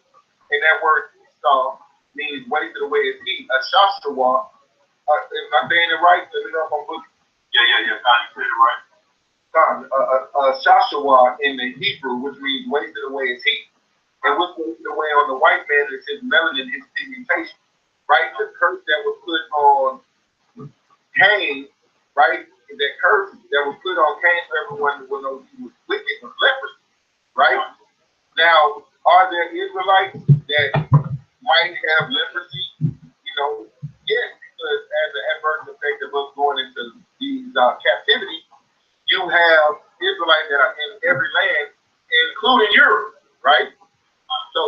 So even though an Edomite, you can tell them, it's just an indicator, right? The Spirit is what will do the system, right? You can try them by the Spirit, ask them certain questions that will reveal what their spirit is. It's written, it says, man speaks from the abundance of his heart.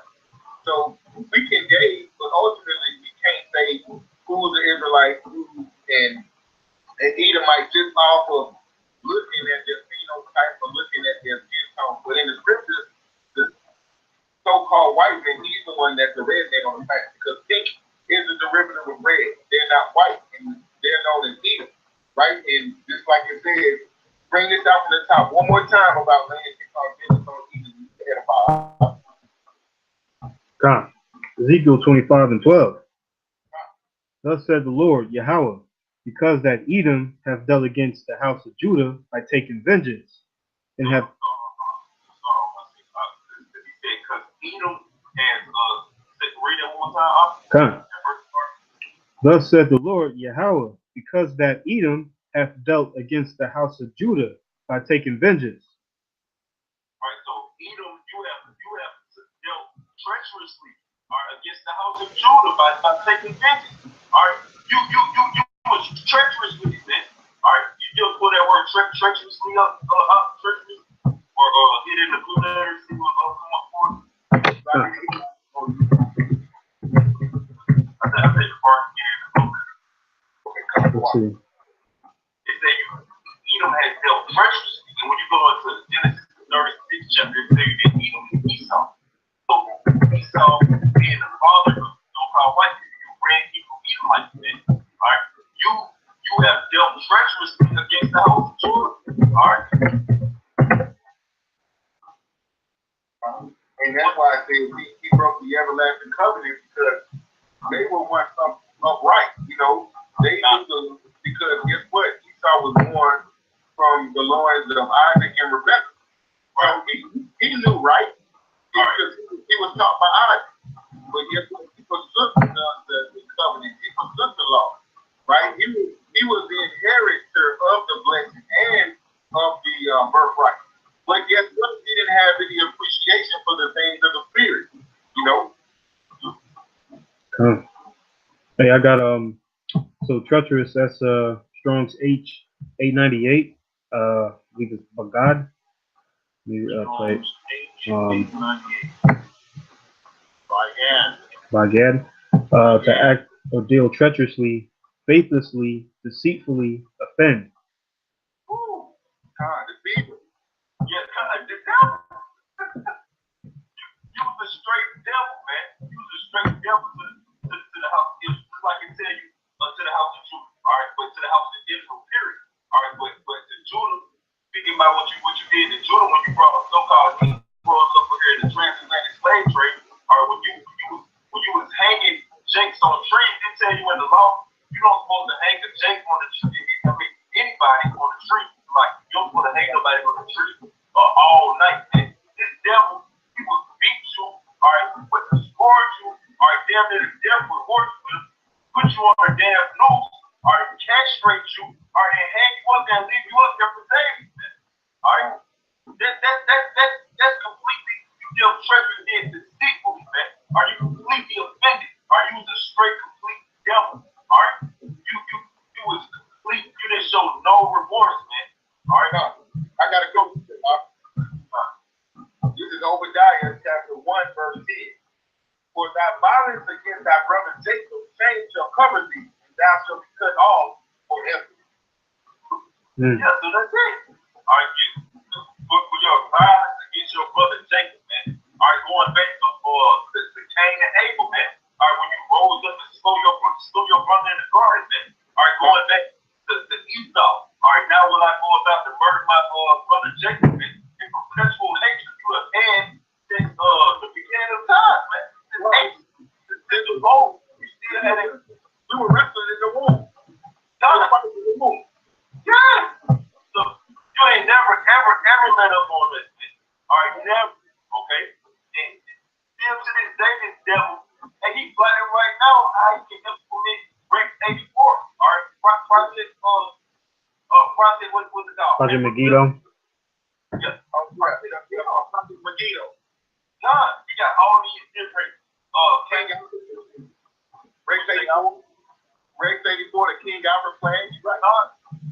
You got all these secret divine plans against coming to try to exterminate your brother Jacob, man. All right. Say you're not gonna pay for all this, man. All right.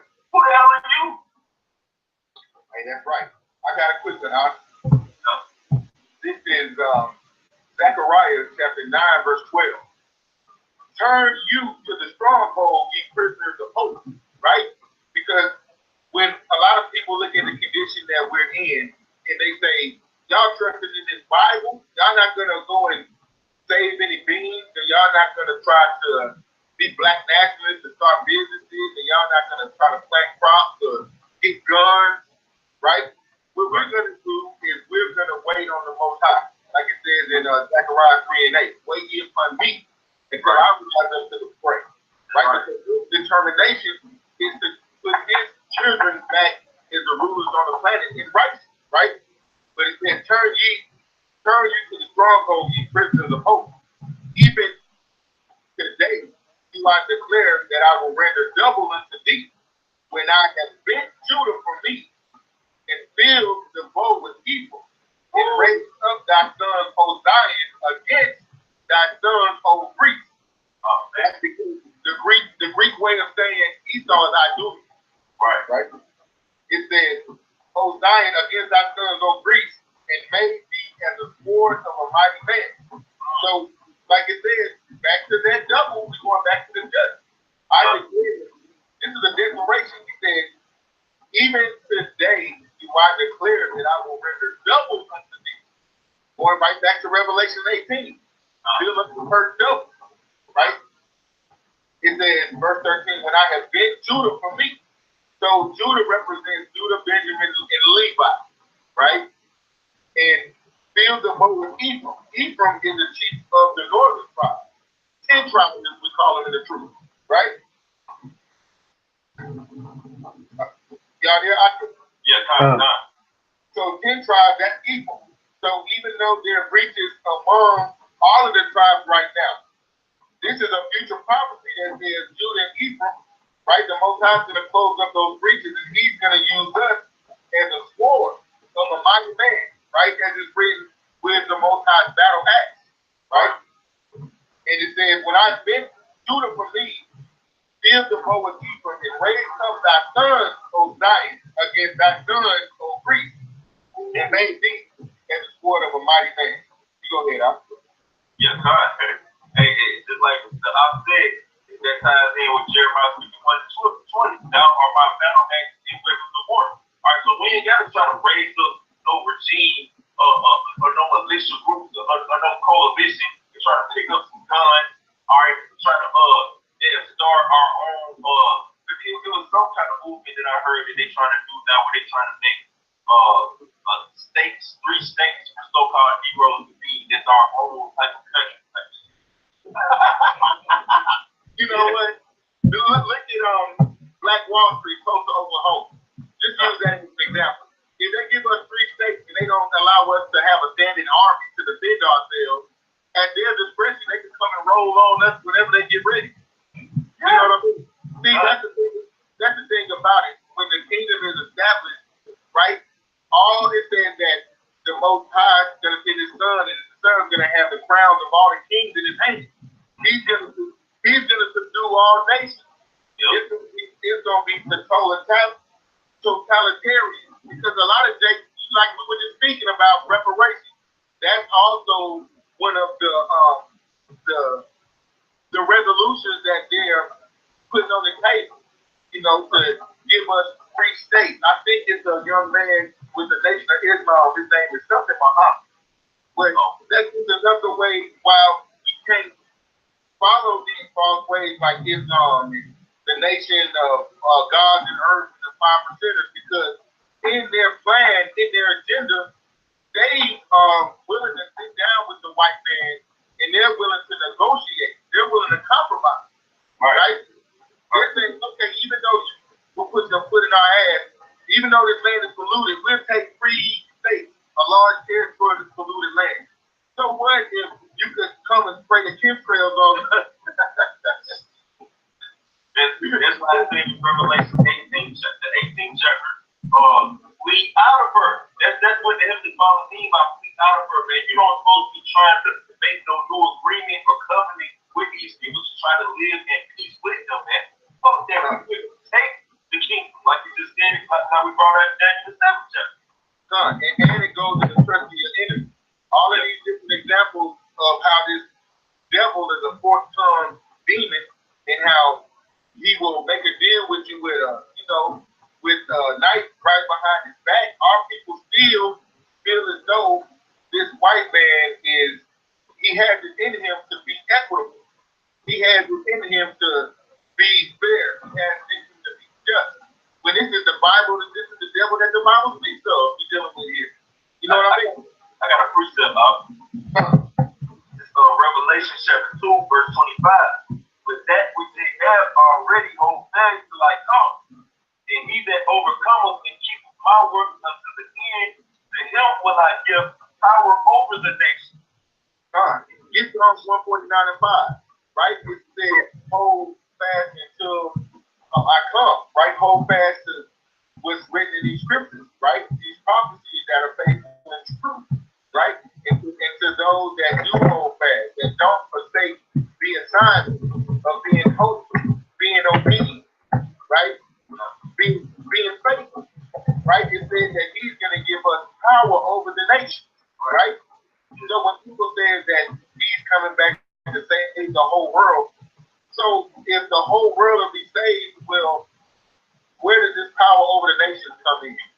You know, it will be sold into our enemies. You know, guess what? We have enemies, and it's a judgment prescribed for the enemy, right? You can bring this out of Psalms 149 and 5. I believe it's how it's been. Got it, bro. Psalms 149 and 5. Let the saints be joyful in glory. Let them sing aloud upon their beds. Continue on. Let the praises of the Most High be in their mouth, and the two-edged sword in their hand, to execute vengeance.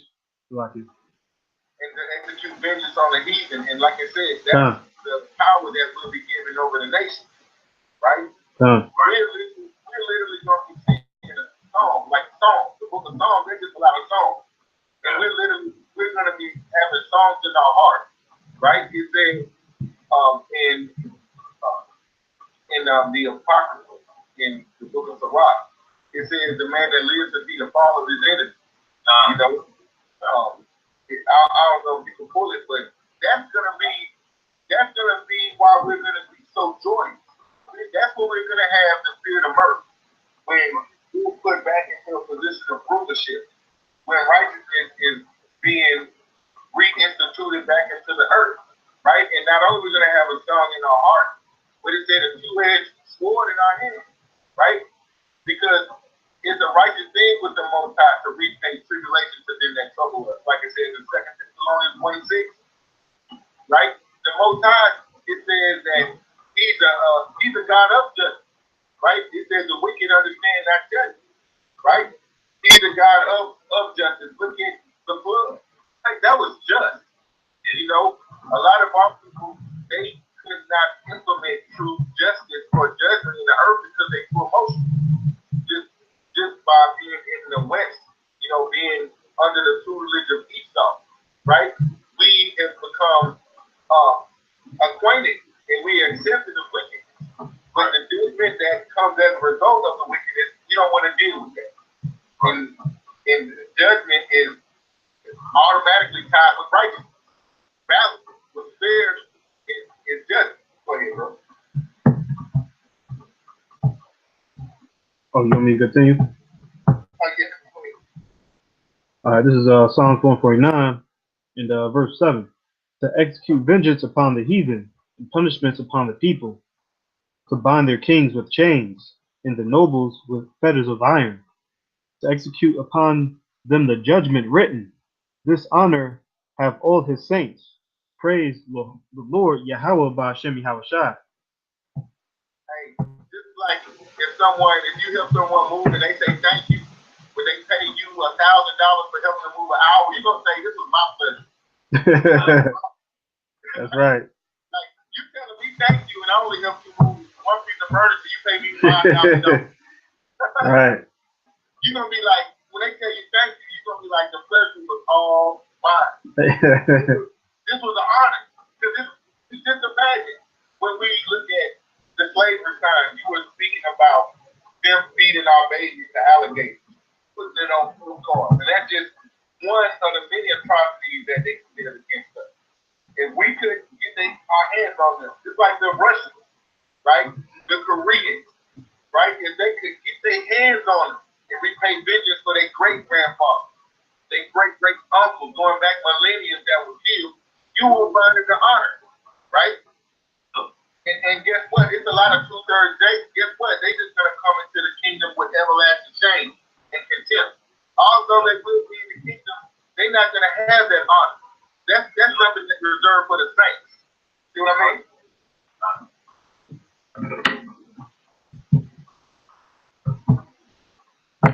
You pull that up?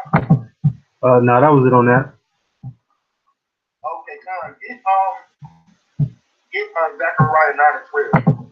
Like because we were just talking about, man vengeance on Edom, and that's just what the spirit kind of is moving tonight. Getting on the so-called white man, chiefly these white people, so-called white people in Babylon, America, right? From, like you said, the grind is ceasing, right? The cups being passed, right? And the part of the cup being passed is actually going to physically manifest, right?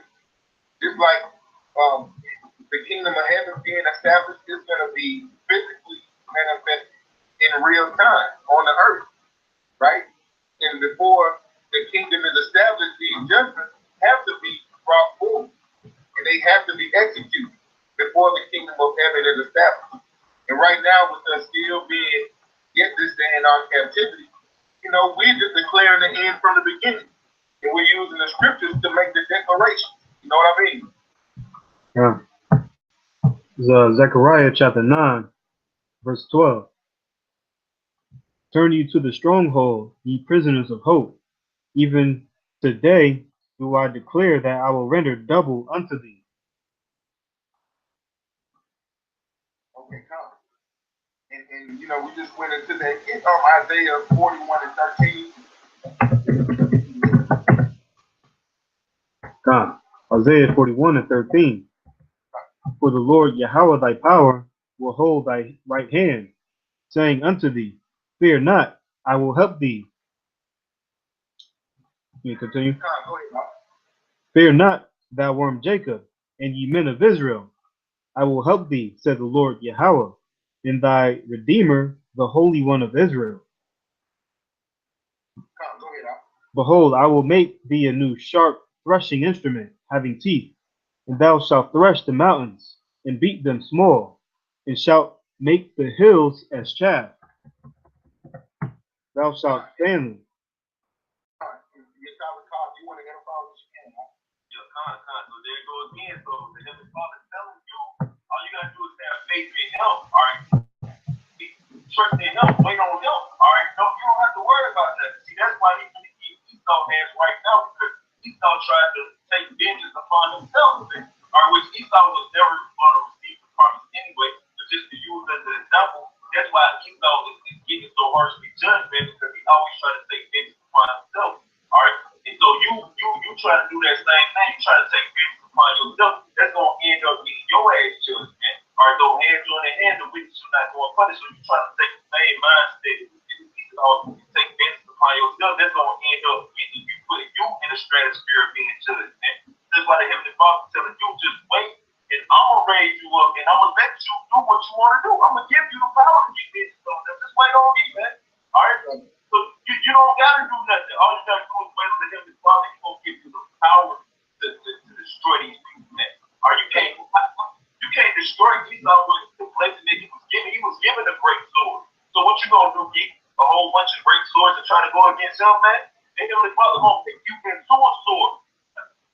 I got a quick precept. Nahum 1:3, it says, the Lord is slow to anger and great in power, and will not at all afflict the wicked. The Lord has away in the whirlwind, and in the storm, and in the clouds are the dust of his feet. So you mean to tell me that see the Lord is great in power, man. You don't have no power. Our power is going to come from Yahweh Bashim Yahushua. All right, so he's great in power. He created you, man. All right, he created everything you see. All right, anything you can think of, the Heavenly Father. So imagine that power. All right, this power is telling you he's going to give you the power to destroy your enemies, man. All right, it says the cloud is the dust of his feet, man. Come on, man. Hey, that's right. And when we hear that word acquit, that's like that word sentence. And that word fugitive. It's like another one of these legal terms, right? And just like with O.J. Simpson, lawyer, Johnny Cochran, right? You remember he had the glove, and he's like, well, if it don't fit, you must have quit. And that's just like Esau, right? The Most High said in Nahum 1:3 that he's slow to anger, but he's not gonna acquit you, right? No. You abuse him, and you approve his sentence, and the sentence and the judgment are already written. Go ahead, You'll read that one more time? This is Nahum 1:3. It says, the Lord is slow to anger and great in power, and will not at all afflict the wicked. All right, so like God said, he will not at all afflict the wicked. All right, you'll get that word afflict. Just like I think, if I'm not mistaken, I want to say it means to let go free. All right, but I was just make brother pull it. Come on, get that book off our shop. Okay. Because the Heavenly Father, he's not going to quit you. All right, you're not going to get away. All right. Hey, Don, and I got a quick precept while he gets that on definition. This is Sirach chapter 25 and verse 7. It reads, there be 9 things which I have judged in my heart to be happy, and the 10th I will utter with my tongue. A man that hath joy in his children, and he that liveth to see the fall of his enemy. That's the same. That's right. That's right. And you can't have no joy of your children and wife. You got this wicked ass devil, all right, constituting and regulating everything, man. All right. You can't enjoy your children here, but you can't even let your children go outside and play without worrying about it. Some devil gonna come kidnap them and them end up on the damn block market getting sex trafficked. All right. And then you to see the fall of your enemy, all right, it's nothing better than that. All right, because with the fall of your enemy, there comes happy. All right, there comes righteousness. You can't be happy here. All right. So we have to see this. We have to witness this devil go down so righteousness can be established. All right, because that's like the brother said. That's what the saints want. We want judgment and righteousness to be established. And we're tired of wickedness being fulfilled. And we will patiently wait until the Most High implement the judgment. Right? Some people, like it says, don't get weary in well doing. Right? That's what a lot of people have. They think that the Most High got to operate on their time. Guess what? He don't even operate in the same concept of time. Right? 1 day is 1,000 years. So you got to understand, we've just been afflicted for a moment. You know, the Most High, like, y'all sit out and time out a little bit more. We hasten the day, but we know that there are a lot more prophecies that have to be made manifest, like martial law, like the mark of the beast before that thermonuclear annihilation. But we right on the cusp. We right on the cusp of the 11th hour. We're running the midst of the last day. That's right. Hey, I got that quick. This is Strong's H5352. Nakah. Just play it real quick. Nakah. To be empty, to be clear, pure, free, be innocent, be desolate, be cut off. Right. So he sounds like he's gonna go free. He sounds like he's in the clear. Hell no. Let me bring this out in Psalm 49 and 11. And this will kind of give you the glimpse into this proud bastard's mind. Let me give you real quick.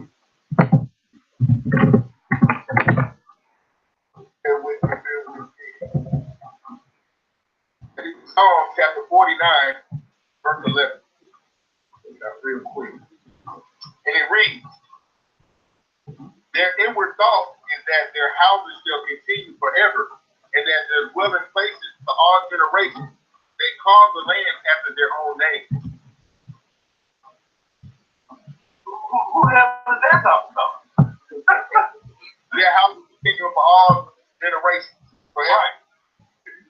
So they let you know who the wicked is in Nahum, the first chapter 1 and 3, when they say, I will not acquit the wicked. And then that ties right in with it. All right, because it's letting you know. You'll read that one more time out. Psalm 49 and 11. Their inward thought is that their houses shall continue forever, and that their dwelling places to all generations. They call their land after their own name. Yeah, so that's the wicked. That's the wicked that Yahweh Shai talking about in the first chapter. All right, he tell you not to remove the ancient landmarks, man. All right, these devils remove the ancient landmark and put their name on it, man. Let me say out. Oh, so like, go ahead and finish your point out. I was gonna say who else would do that besides the wicked, besides the devil? God, and let's prove in the scriptures who the wicked is. I'm gonna bring this out in Malachi. Malachi verse 1 and 2 read. Malachi chapter 1 verse 2 read. I have loved you, said the Lord. Yet you say, wherein hast thou loved us? Was not Esau Jacob's brother, said the Lord? Yet I have loved Jacob. And I hated Esau and laid his mountains and his heritage, waiting for the dragon of the wilderness. Whereas Edom said, we are impoverished, but we will return and build the desolate places. Right? Thus said the Lord of hosts, they shall build, but I will throw down, and they shall call them the border of wickedness. The people against whom the Lord has indignation forever. So wherever Edom goes is the border of wickedness, right?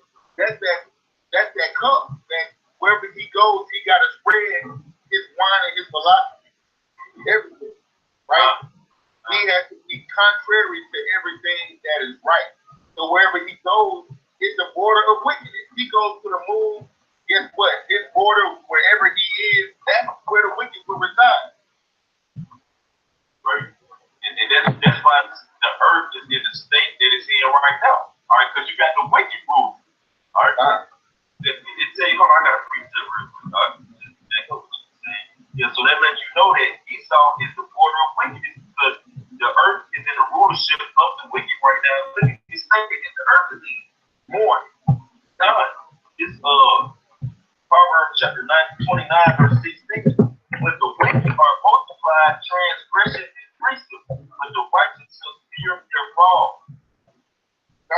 Yeah, so you can already see transgression is when you don't follow the law, right? And truly, only the Israelites can transgress because we were the only ones that are given the law. We're under the law.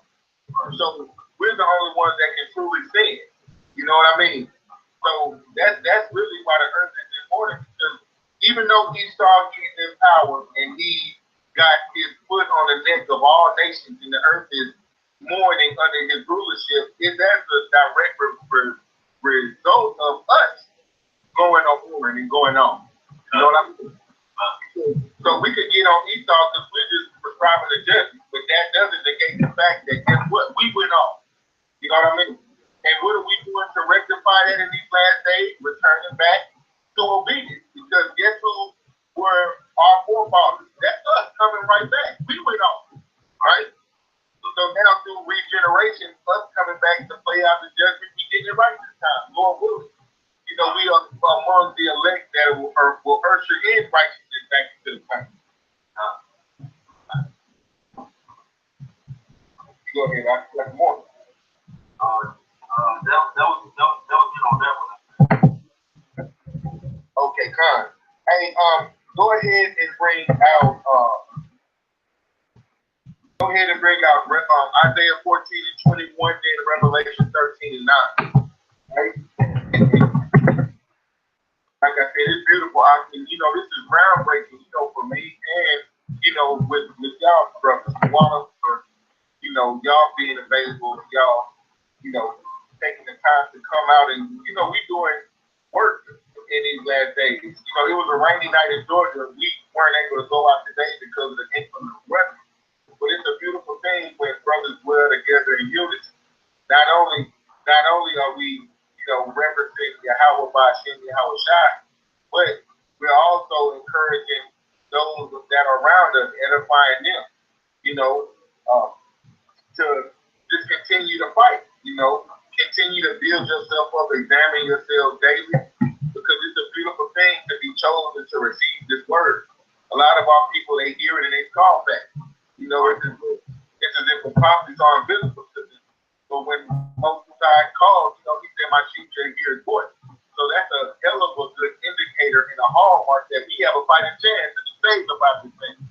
Because we understand that 2/3 of our people, their judgment is free. You know what I mean? And we're not trying to get caught up, you know what I'm saying, in the majority, you know?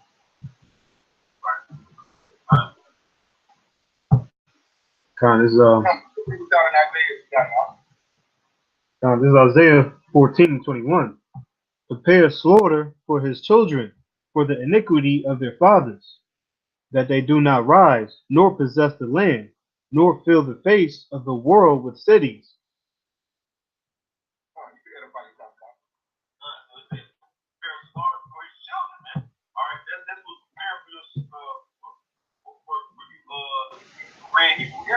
So-called white people. This was prepared for you slaughter. For the iniquity of your fathers, but you were your forefathers in the reincarnation. You are your forefathers, the same ones who committed all these atrocities, these iniquities that was speaking of. That's you. So slaughter is prepared for you. So that you cannot inhabit and fill the world with your daily ass leverage space no more. It's one more, man.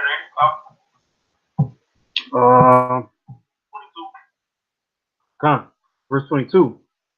For I will rise up against them, saith the Lord Yahweh, Bashem Yahushai, and cut off from Babylon the name, and remnant, and son, and nephew, saith the Lord Yahweh, Bashem Yahushai.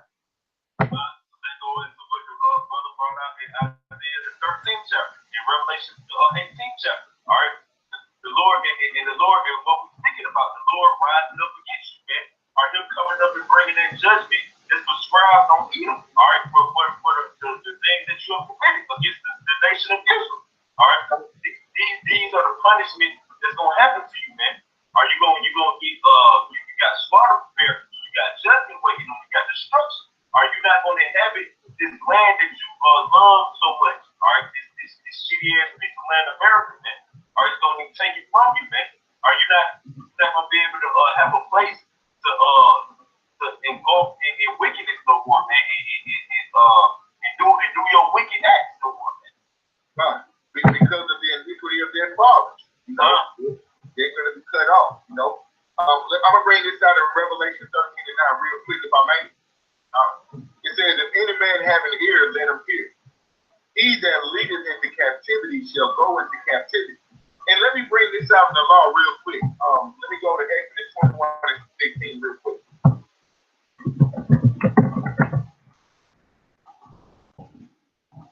All right, this is Exodus. This is a law book. You know what I mean? Whenever there are issues that went on within our borders, civil issues, the law book to handle it. And this was Esau claimed to build and establish his society off of, right? Ronald Reagan in 1983, he named it the Bible, the year of the Bible.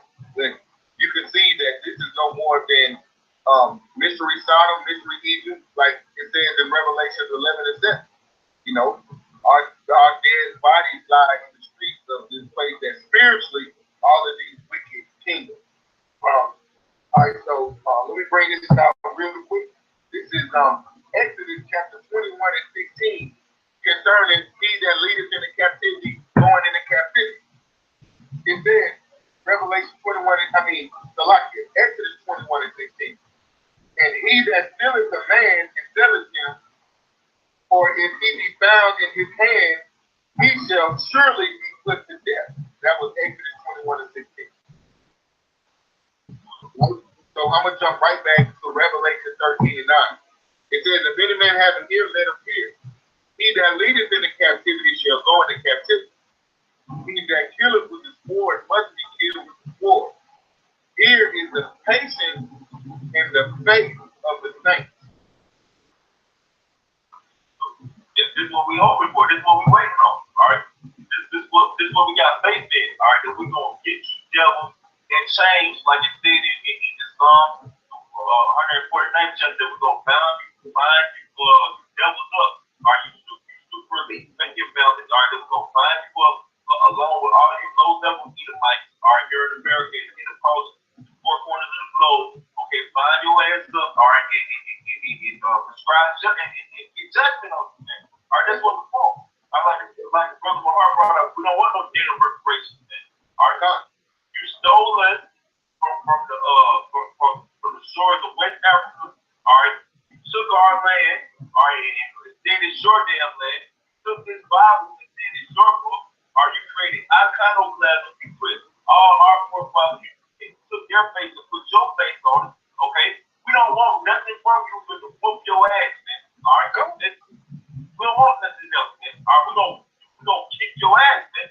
All right, you took our tradition and our heritage away from us, man. All right, and then brought us low. All right, and destroyed our people, man. All right, what the hell? We gonna destroy you. All right, we don't want nothing else. All right, we don't want no politics. We don't want to chill with you, nothing. All right, we want to destroy you. God, let me bring this out real quick in Ecclesiastes 3:16. It just came to mind. This is Ecclesiastes 3:16, and it reads. Oh, I'm sorry. I think this 8 and 11, I believe. Just bear with me 1 second. Okay. This is Ecclesiastes 8 and 11. It says, because sentence against an evil work is not executed speedily, therefore the heart of the sons of men is fully set in them to do evil. Yes.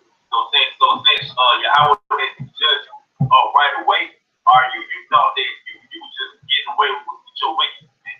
All right, because the Most High that you do all this wickedness before His eyes, you thought you were just cool, man. Or you thought you was escaping. You thought you was gonna be acquitted. You thought you was in the clear. All right, but now because judgment is not executed speedily. All right, therefore the hearts of the plans of men is fully set up to do evil. So this devil is fully set in doing evil. All right, but now the Heavenly Father is going to take your ass in order. All right, I got to preach this real quick. All right, just back that up real quick. Now the Heavenly Father is going to show your ass that you didn't escape. He got what you did. All right, you're not. All right. This Psalm chapter 50, verse 16. But unto the wicked, Yahweh said, what hast thou to do to declare my statute? For that thou shouldest take my covenant in thy mouth.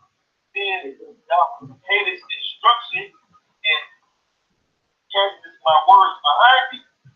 God, that comes in that Psalm 58:3, the deaf adder that stopped in his ear. It said, thou that hatest instructions, like you just brought out. You know, so bring it out. What time out? This Psalm chapter 50, verse 16. But unto the wicked, Yahweh said, what hadst thou to do to declare my statute? For that thou shouldest take my covenant in thy mouth. Seeing thou hatest instruction and castest my words behind thee. That's right. And when you talking about taking these words in his mouth, it's talking about these laws, statutes, and commandments, the Bible. In Romans 9, it talks about the Israelites who pertain to service to the law, right? So you see so-called Mormons, right? Latter-day Saints. You might find a Jehovah's Witness that's a heathen, right? You have no part in declaring these statutes, right? You are the wicked. What are you doing with our historical records? These documents don't apply to you. Oh, I think there's no difference between Jew and Greek. You have no understanding on that, right? The scriptures say, wouldn't have the 17 nations to do to declare these statutes or take these judgments in their mouth, right? I was riding in the car and I was listening to a white man. He was a white Christian channel. It's like The Fish. You know, every state probably has like a white station, but he's cracking this guy with a guitar in the background thinking about Jesus, right? And truthfully, they have the slightest idea about this revolutionary so-called black man they thinking about, right? Because guess what? They have no part in this thing about the statues like you were reading in Psalm 50 and 16. Well, then bring it out one more time. This Psalm chapter 50, verse 16. But unto the wicked, Yahweh said, what hast thou do to declare my statute? For that thou shouldest take my covenant in thy mouth.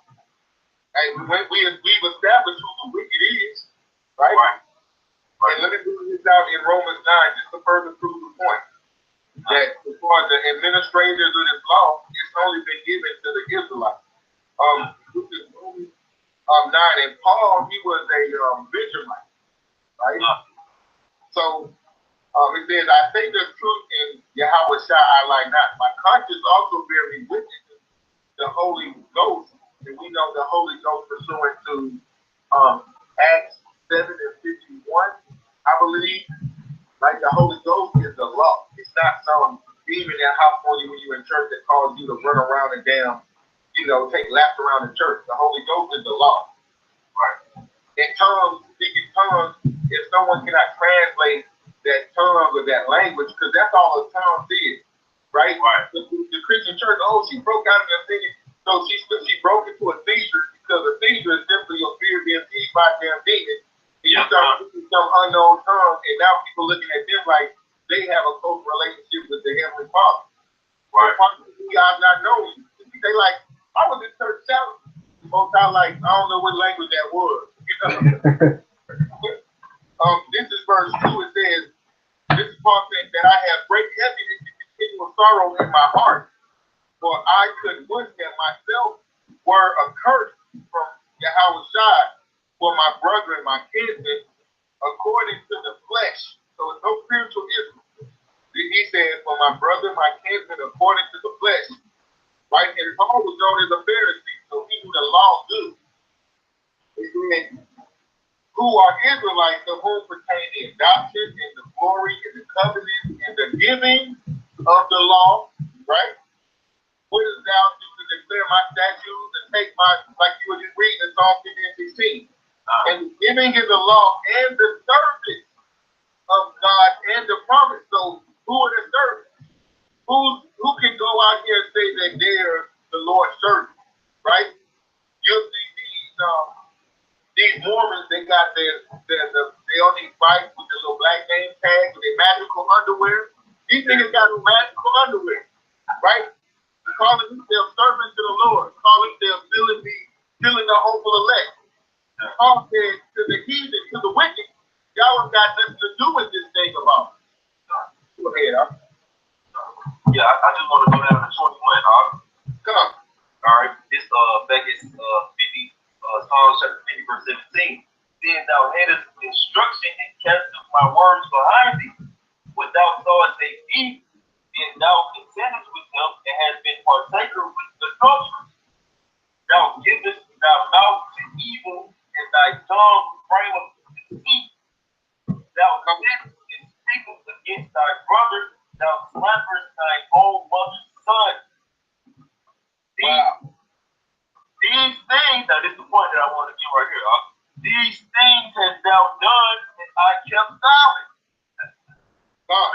We going out and hated the living. Because the sentence against the evil work isn't executed speedily, right? They think that, like you said, they just rolled off into the sunset, right? They think that the Most High's wisdom, like it says in Wisdom of Solomon, it said, let us oppress the poor righteous man, right? And in the days of our youth, because they was looking back hundreds and hundreds of years, they've been able to gather wealth and pass it from the children to the children. They think that what the Most High is giving them what you call manifest destiny. They looking like they, through natural selection, are just the chief mutation on the planet. And that they make certain ideologies, like us coming from monkeys, they create certain ideologies like us being inferior to justify the street, right? Exactly. Frame Mitchell by deceit, so that guess what?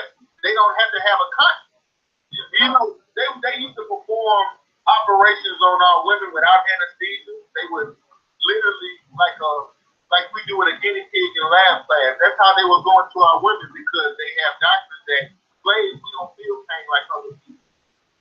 So these are different ideologies that they have, with us just being shiftless Negroes that don't feel any type of emotion. So they feel like, okay, when anyone else gets neglected or they get mishandled, everyone makes a cry out for them. But us, because of these white supremacist Edomite doctrines that they spread around the world, right? They look at our suffering as just a natural. We're just beast of burden, right? We're just created to serve them when we were created to rule over them. And as we come back into righteousness, guess what? The Most High, He's gonna switch the pendulum right side up, right?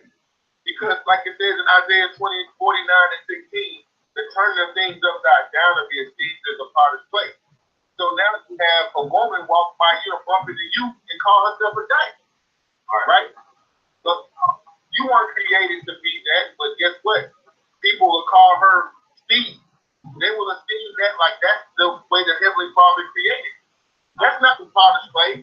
You know, the potter created man and woman. But now in the earth you have all of this perversion. And it's gonna soon be rooted out. Go ahead, Art. This is back in Psalm chapter 50, verse 21. These things hast thou done, and I kept silent. Thou thoughtest that I was altogether such as one as thyself. But I will reprove thee and set them in order before thine eyes. Just like we had to be reproved and set in order, these other nations are going to be set back in order underneath, right? The princes of the power, right? The elect, you know, the house of the elect is going to be our King David, right? Yahweh Shai is going to be King David, then it's going to be the elect. That's going to be the order in the kingdom of heaven, right? And then you're going to have the righteous 1/3 that are going to be partakers in everything good in the kingdom, right? They're not going to be the administrators, but, you know, like King David said, if I was just a doorman, as long as I'm in the party, you're good, you know? You're going to have service, right? You're going to have peace. You're not going to have to work. You know, you're not going to have to labor for another nation. You're going to be able to praise the Heavenly Father within your land, your territory. You're going to have your animals. You know, your land is going to be cleansed. Your women are going to be in order. These are things that we never experienced, right? Because we hard-headed, we went from captivity to captivity. That's what the book of Judges is all about. Us doing a whoring, the Most High, whenever our affliction, like it says in Hosea 5:15, it says, in your affliction, we always keep the Most High earth, right? In the day of murder, our hearts are far from the Heavenly Father, right? That's why it talks about the rich man, how it's hard for a rich man to enter into the kingdom of heaven, right? Because you'll get entangled with the affairs of this world, and that's enmity with the Most High, you know. Like it says in 1 John 2:15, right? We need to be in this world, but we are not of this world. So to put our hearts and our minds into try to fit into this system of things that the white man has set up, like I said, it's outside of the scriptures. This is going to lead us to death, right? Go ahead, Al. You want me to read that one more time in Psalm? Yeah, come on, bring up that last precept. Okay, this is Psalm 50, chapter 50, verse 41. These things hast thou done, and I kept silent. Thou thoughtest that I was altogether such as one as thyself, but I will reprove thee and set them in order before thine eyes. Right? So the reproof and correction, that's what true love is, right? Just like the scriptures say, open rebuke is better than secret love, right? Yeah. If you're dealing with the brother, you're dealing according to the scriptures, right? Correction, telling someone what they should do. That's a hard mark of a brother. Someone that'll get on your ass, someone that'll point out a flaw in you. That's someone that want to see you do better. And that's the same way it is for proof, right? That's why you brought out the scripture on your topic, you know, endure. You talk about the affliction that the Most High puts on a son. You know what I mean? Yeah, equals torture. People think that when you get into this thing, it's gonna get easier, like the Christian church, the prosperity gospel, sowing and reaping. When it's really all about the Most High breaking your ass down and refining you into what He wants you to be, right? And just like you say, the two perks. You know what I mean? But there's a rebuke that's not coming. You know what I mean? Sometimes you'll get corrected, and it's something that we can just take as a trial. But then sometimes it's like, guess what? The Most High, in all things, we're supposed to reflect on Him and give Him thanks to acknowledge Him in the good and the bad, because that's one of the biggest things you should keep in mind, even when you catch hell. If you get out of bed and you stub your toe on the edge of the bed, that's a judgment, bro. Right. And it's a well-deserved judgment, right? Because our righteousness is a filthy rag, right? Us being in the world our whole life and for us to stumble across this truth, man, we have a lot of making up to do. And that's why we should be proud, right? The scriptures talk about how the Most High hateth the poor and the proud, right? That's who we are on the earth right now. We're deep poor. We don't have nothing to be proud about or the glory in other than Yahweh Yahushua, right? And money, intellect, the only thing we should glory in is, guess what? We know our nationality, we know our power, and we have hope. You know what I mean? Like Tupac said, I see the future and it's hope. Right? He didn't have the scriptures. He had a law, he had a light of truth. Because outside of this hope and these scriptures, what is there? What is it? What is there to hope in? What is it to cling on to? All this bullshit has been tried already by our fathers and our grandfathers. And they failed miserably because they were leaving one thing out. And that was the understanding and the wisdom and the instructions of these scriptures. Come out of her, my people. Right? Depart, this is not your rest. Right? Gather yourselves together, be ye separate. That's what the key is to get out of this hellhole, right? Like your favorite word, not assimilate, not conforming, not trimming your ways to be a part of this society, not envying the good things that the white man has, because he was given the fat of the land, right? That's why he told us, okay, I'm gonna put you low and I'm gonna make you jealous, but you gotta be able to pass the test. When you see all of the good material things, all the delicacies of the heathens, don't be envious. Right? Because you were brought low for your correction. Right? Not for you to come here and get envious and try to join in, for us to see it, get jealous, and you know what? Now we need the king. Right? Well, we want the king. Jake. He said, you sold yourself or not. Jake thought he wanted a chain and a goddamn Maybach and some hoes. You know what I mean? Yeah. Jake is in captivity forever. And good night, if they give him reparations, what is Jake going to do? Give all like that? They give me reparations, I'm going to give it to my landlord. I got the reparations, nigga. I got a precept for you, Huh? It's Ecclesiastes chapter 10, verse 7. I have seen servants upon horses and princes walking as servants upon the earth. And this goes into that statue that's at the Museum of Natural History. Oh, right. It's actually a photo. I don't know if you'll be able to pull it up, Kabar. It's a photo at the Museum of Natural History. I believe it's one of the presidents, and he's on a horse, and on one side of him he has Jake, and on one side of him he has the Native American. And it ties directly into that precept, right? Where the servants have been raised up in the society, and they the hunks, you know what I mean? This is our women want to work, the so-called white man. He's the one in a position of power on the horse. The ancient horse is a modern day car, right? And those that are on the ground, those that are serving that man that's in that elevated position, right? We on the ground. We're the drawers of water, the hewers of wood, right? The bond man and the bond woman, as their elite know what's at, right? And that's a direct reflection of what all of these churches coming to pass, right? He told us that we'll have to go to our enemies for one of our things. He told us that we would be destroyed, right? My people are destroyed, or my people are destroyed for lack of knowledge, right? So everything that manifests in the physical, it started in the spirit. We went on. We went on more spiritual, Most High, and now you had that condition. The princes, right? Because Yasha'Allah is a prince of the power, right? We're the sons of God, because a prince is the son of a king, right? Now you had a king in the earth, and we got actions on our face. We serving the goddamn heathen, the white man. Can't even stand in the sun without feeling like a goddamn snake. But serving him, somebody that's weaker than us in every way, like it says in Genesis, the 25th chapter. One shall be stronger than the other, right? In every way, shape, and form, but now we are beneath it, you know? So, there's no way you can get that everything. Con, I brought it up. Let me screen share.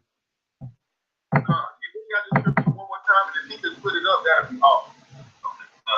It's Ecclesiastes chapter 10, verse 7. I have seen servants upon horses and princes walking as servants upon the earth.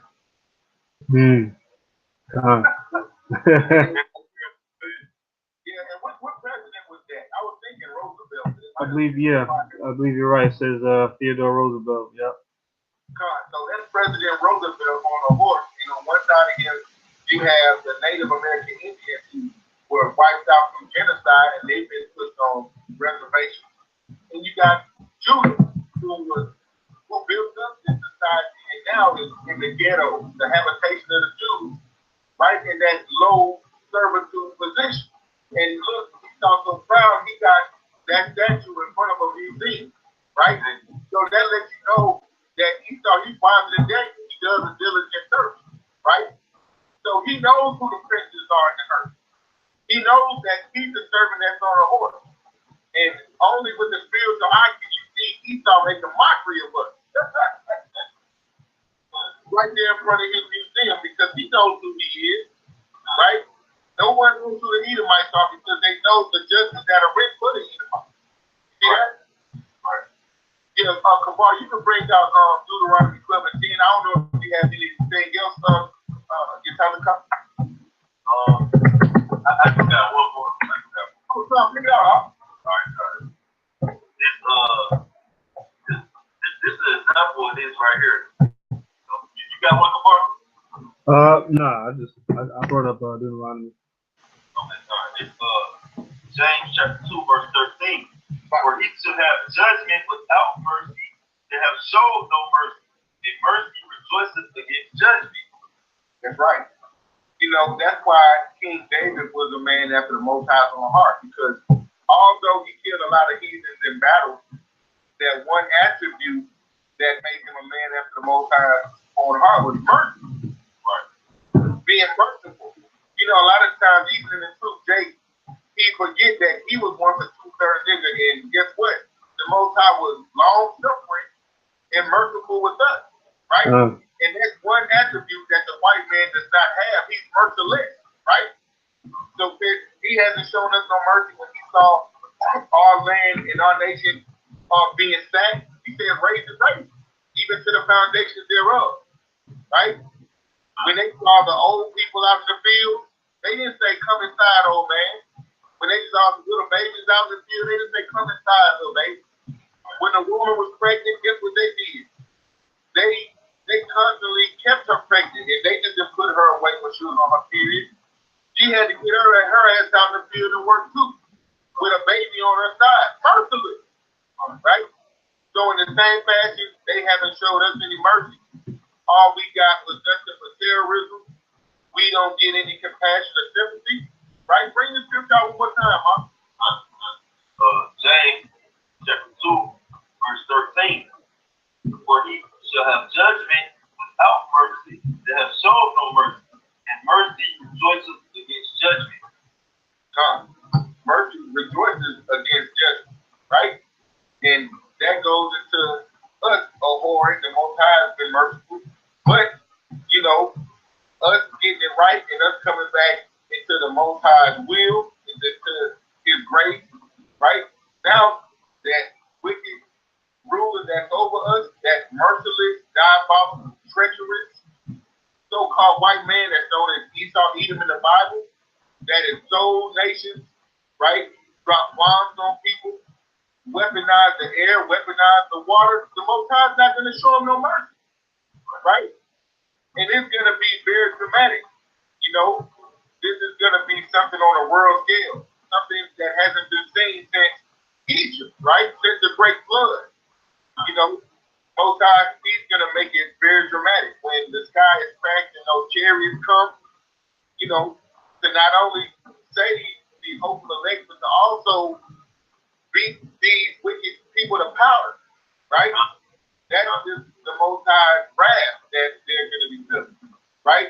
The Most High, he's long suffering, but it's balanced too. He's also a terrible power, right?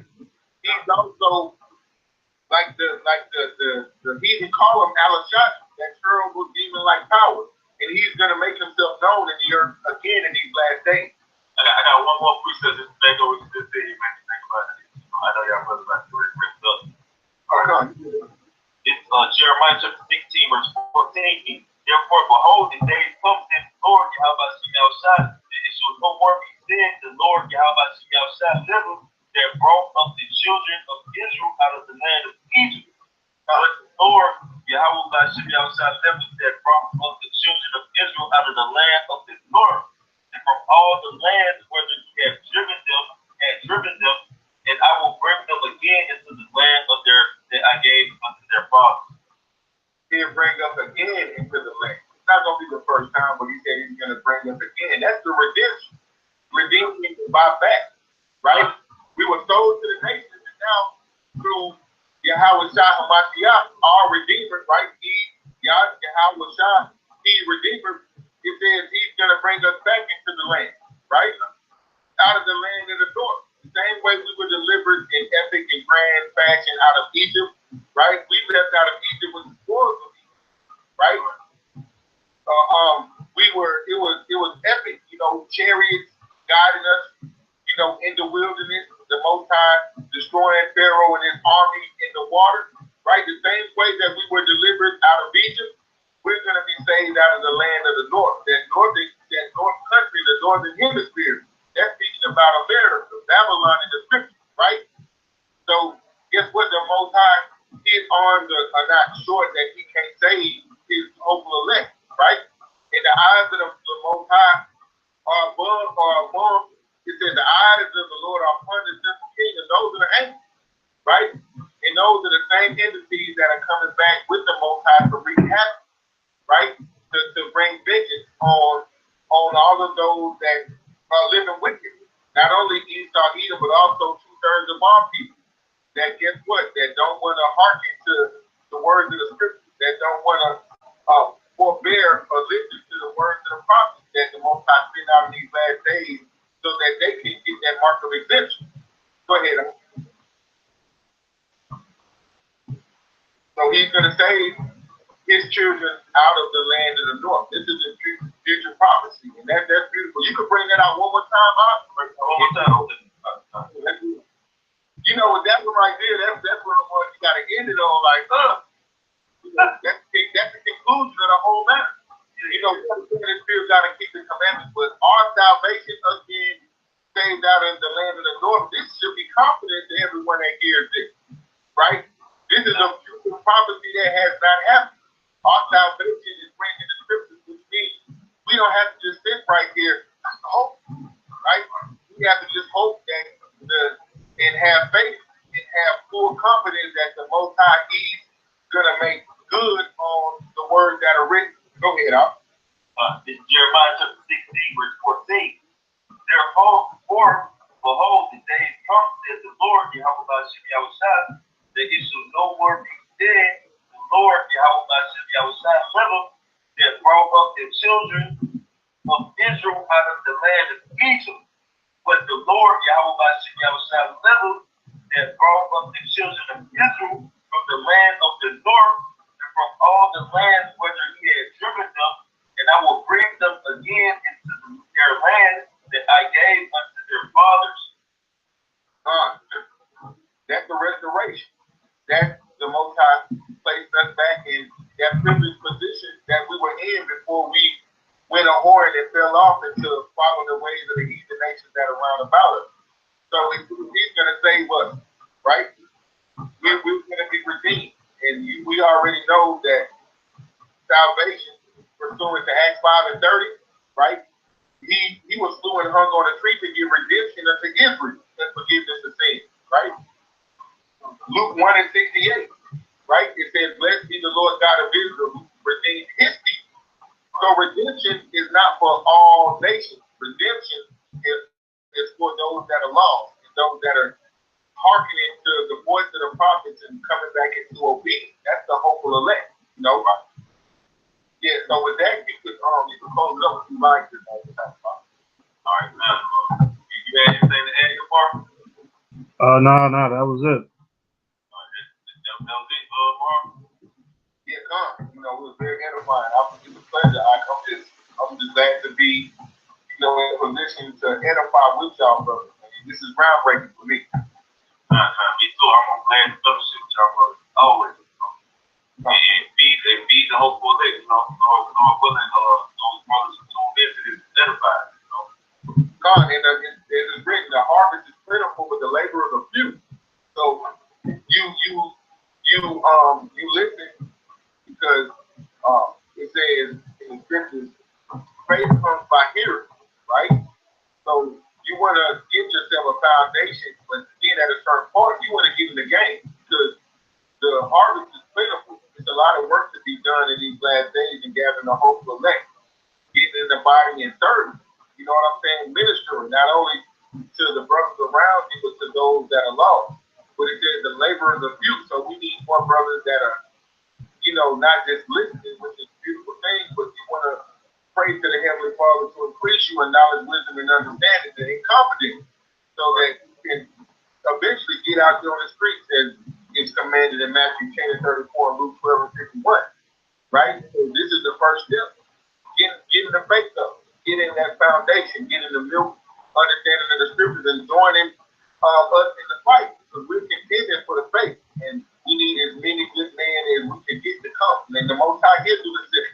So, that's right. So, just to land by what you said, after the verse it said, pray therefore that more laborers come into the harvest. So that's what we're supposed to pray for. That's what we do this work for. Because, you know, we want more brothers to come in. Because the more and more you got brothers doing this work, the faster we're going to get to them about it.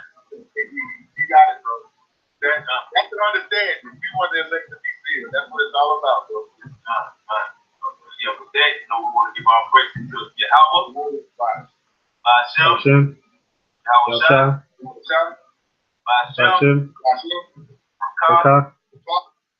Kadash.